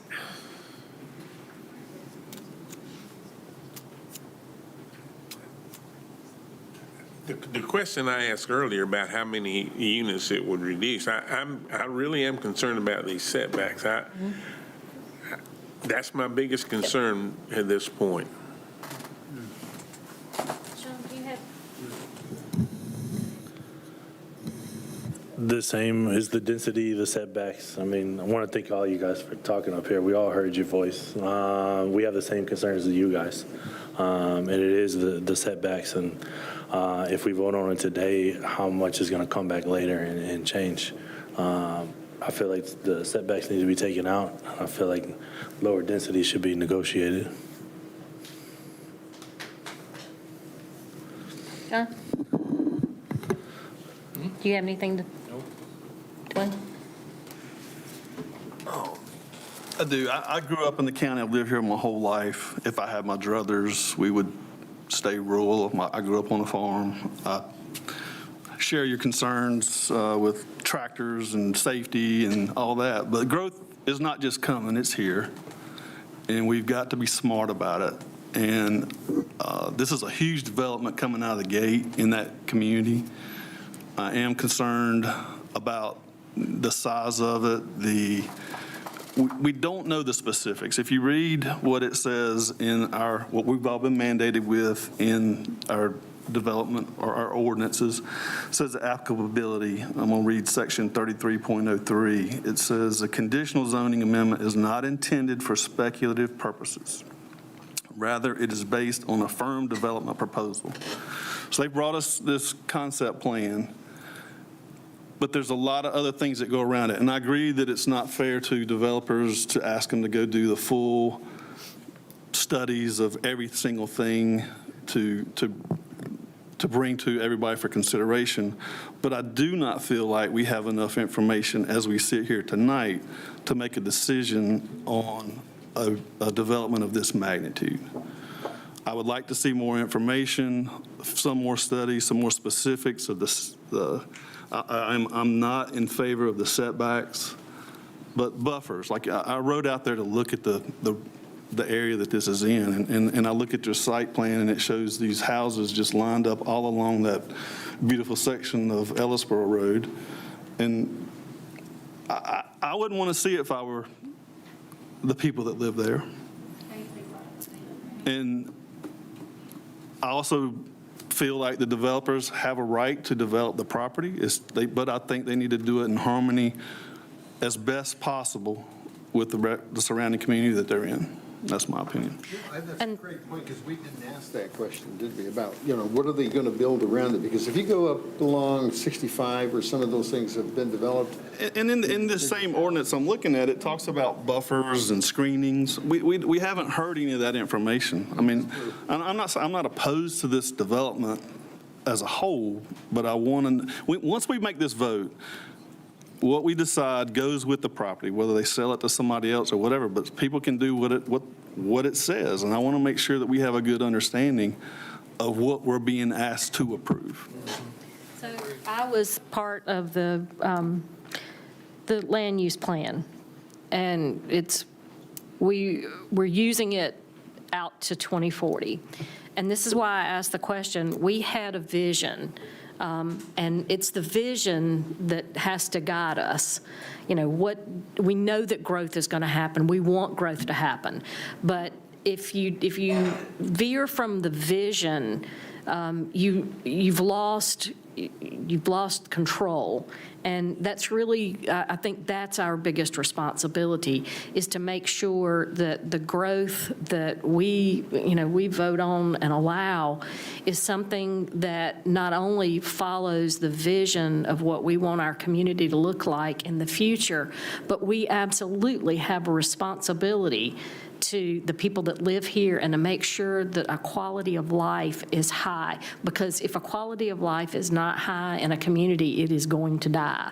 And it's just not going to be great. When we talked about this, we kept going back to, and I commuted to Charlotte for a while, and Raleigh and all over the state. So I've seen these planned communities down in the Charlotte area, and I kept coming back to Afton Village. It's a planned community inside Concord. And what they did was, the commerce was up front. They had little restaurants and a grocery store, a small grocery store. And then there was this dense housing right behind that. There was multifamily, almost like apartments, and then the townhomes with the 10-foot setbacks, which is exactly what we're looking at here. And the further back you got, the lots were bigger and the houses were a little bit bigger. And this is really what our vision was. And for this is not that vision. And I'm sitting here thinking about this, and this line from Jurassic Park comes to my mind. Yes, we can do it, but should we do it? And I know that the planning staff, and yes, these people are absolutely wonderful professionals, and I can't imagine that they told you that your opinion doesn't matter, because it does. Because I've already had conversations with Adam about how many people have called. So I take issue with that. And I take issue with the fact that there's a notion that we don't care. Well, we obviously do. So at this point, they've done a great job, but I think we have concerns. I want to see more from a proposal. We want to consider growth, and I would have no problems rezoning part of it, but I'm struggling with the whole 502 acres. At this point, the way as dense as it is. I know you're going to say this at some point, but I think this might be a good time to say it. And whatever we decide tonight, it's not a final decision. Exactly. This goes to the county commissioners, whether we pass it or whether we fail it. It's still got to go to county commissioners for a final vote. And this is merely a recommendation from us, one way or the other, just so you know that.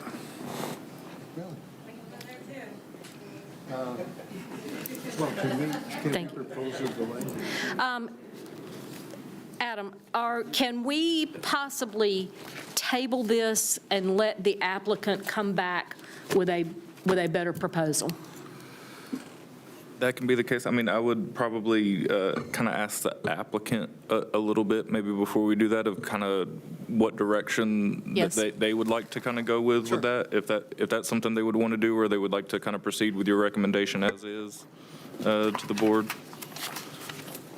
At this point, because of some time constraints we have, we'd like to move forward in the regular process, understanding what you just said, that this is not a final decision, but we'd like to get through this step. And certainly, I've been making good notes, and we've been listening carefully to not only the comments of the citizens who have been here, but also to the planning board as well. So, Julie? Thank you. Yes. John? Do you think, given the preponderance of the voices from the audience saying that they weren't against growth, but they wanted more information, more research on these various issues, as Corey just said, could we table it pending a report from the Technical Review Committee? The Technical Review Committee will not consider this, or will it consider it without the zoning? No, they won't, wouldn't it?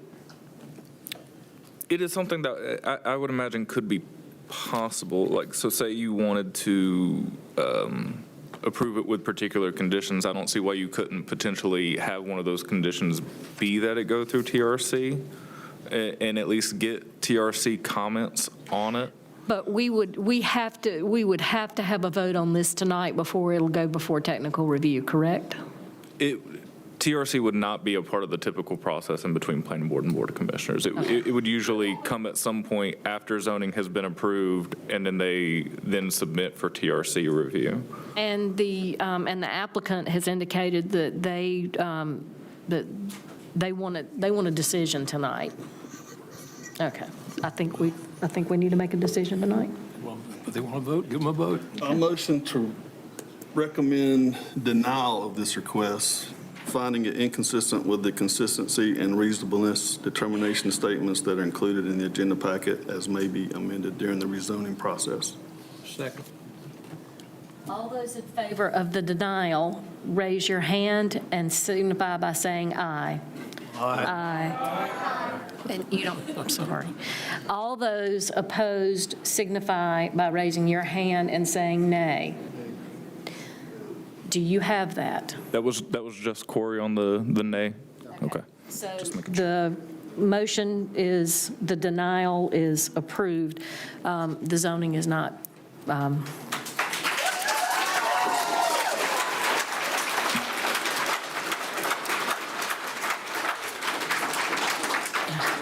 Want to reiterate, this is a recommendation, so it likely will go before Board of Commissioners. They will take this recommendation in hand and then have a very similar such meeting, and then make a final decision on that. Let's remain quiet. But if you have any questions at all between now and then, please don't hesitate to get in contact with our planning staff. We'd be happy to answer any kind of questions that y'all may have. There will be re-advertisement. If you received a letter, we send letters out to neighbors in 1,000 feet, or if you just want to check in and give us a call. It is going to be, let me give you 1 second. We'll hear this on when, Adam? September 21st is when they would be May I scheduled have your to be. attention, please? Folks, we are not finished. September 21st is when they would typically be next scheduled to be. Thank you. We have other business to attend to. You are not obligated to stay here and hear that business. If you would like to, I mean, I know why you were here, so. Thank you.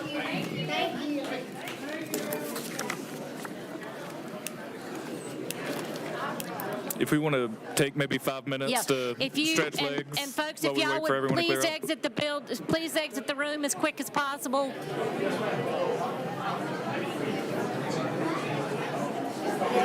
don't think we have to do yet. If we hit, I'm the one that waits. Business, okay. You call me way back, and I know you're like every time I'm like, that would have forced the.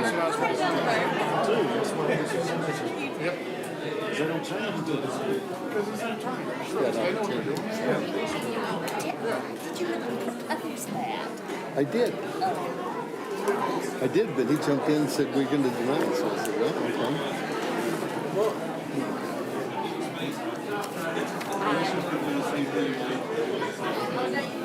I mean, they're going to go back to the drawing board, you know. They're going to be back. Folks, if y'all could please, we still have business. We're still in session.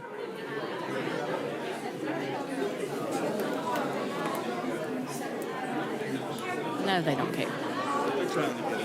There's a backlog outside the room. Let's go. Yeah, that many people can't get down those stairs all at once. Yeah, I know.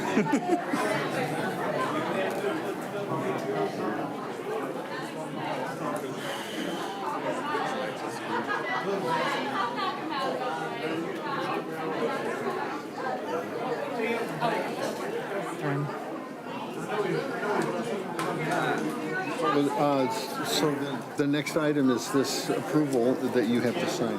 No, the next item is we are going to have to go for data centers, and they don't want us.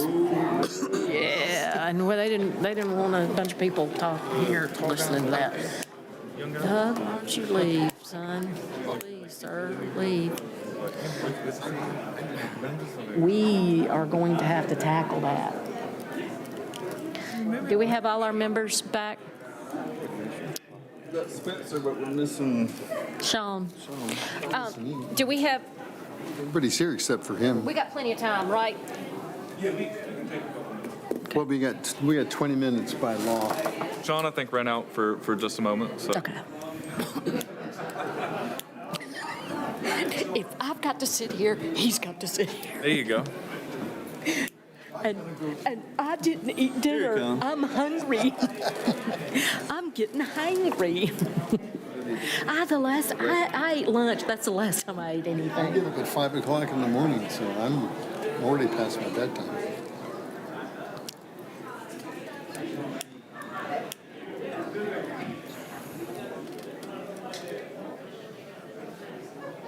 Can we get the deputies to? Yeah, can we get the deputies to, not to push y'all out the door, but gently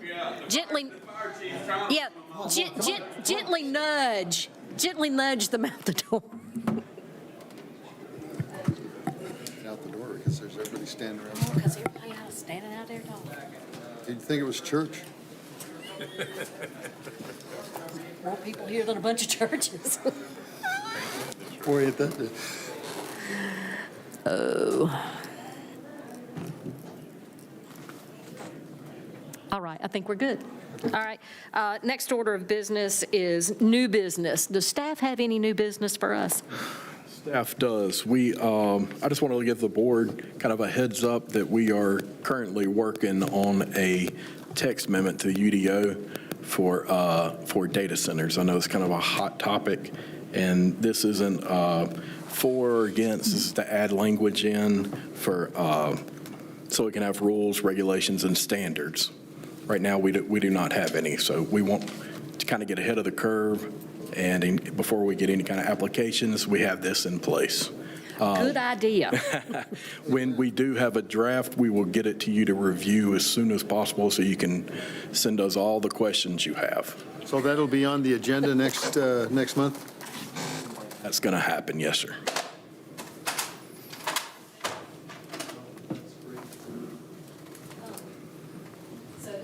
So you'll get those to us. When do you, how long of a process do you think this will take for us to get some of these? We've been, staff has been working on it for quite some time. I mean, we haven't quite, I mean, y'all are, the zoning map, the zoning text amendment process is just like the rezoning. I mean, that's kind of the minimum amount of time that it could take. Okay. So if y'all were to really get into the weeds of it and really need more dialogue and discussion about it, that certainly can be a thing about it. But, typically it'd be planning board and then board of commissioners. So far, we really haven't had any true applicants really. We've had maybe very light questions about hey, how are these categorized kind of things. So we've been working really hard for the past 3 or 4 months to try to draft those up, just to have something very particular in place, doing a lot of research on it, getting other county staff involved to review and get their thoughts and opinions on it as relate to different departments and things like that, to help get this amendment together. So my request is that we really do our due diligence with this, because I do not want us to get caught in the middle of a storm, which is brewing. It is brewing. Right. Like Adam said, we've been working on this for a good 3 or 4 months, trying to be as detailed as possible. We've consulted with several different counties, municipalities. Stokes County, I heard over the weekend they got a proposal coming. We have been reviewing that whole process. Okay. Yes, sir. So, I want us to have good stuff in place. Absolutely. So that Everybody involved, that's our purpose. yes. Because I do not want to do this on the fly. I mean, this is not good. We have already put a lot of time into it. And like I said, as soon as we are just 100% ready to send that out. We'll try to get that to y'all as soon as possible to hopefully give y'all a little bit more time to start reviewing You them. don't think that we might, would need like a working group day or just a few hours to kind of hash out some things instead of doing it like here? There is probably going to be a couple of other things riding on that agenda, but they're fairly smaller, typical things. I think we give it a shot, regular process, and then maybe if we find that we really do need more time and discussion, and maybe kind of have that then, and just kind of see where it goes. All right. Just to clarify, were you referring to that text amendment or? Just generally. General. Yeah. That particular text amendment, is that one important enough that we sort of make the sausage and then present the sausage? Why don't we get y'all the draft? Okay. Y'all take a look at it and kind of send us your thoughts in. Okay. If you really think so. Okay. We'll go from Meet there. and discuss about it and then kind of see where we're at with it. And if we feel the need, we can do that then. Yep, that sounds reasonable. Okay. That sounds reasonable. That's all the new business we have. That proposal came up in one of these meetings, that this place wouldn't be big enough. I know. All right, is there any old business? We do have that board order. It should be in the bottom of your packet at the very end, everything. This is just the language for that last cell tower that we approved. Okay, and this, we just need to redo this again. So do I have a motion to accept the board order that we discussed at our last meeting? So move. Do I have a second? Second. All those in favor signify by raising your hand and saying aye. Aye. Any opposed, raise your hand and signify by saying nay. None. Order is approved. Okay, do I have a motion to adjourn? Second. Second. All those in favor say aye. Aye. Any opposed? Nobody.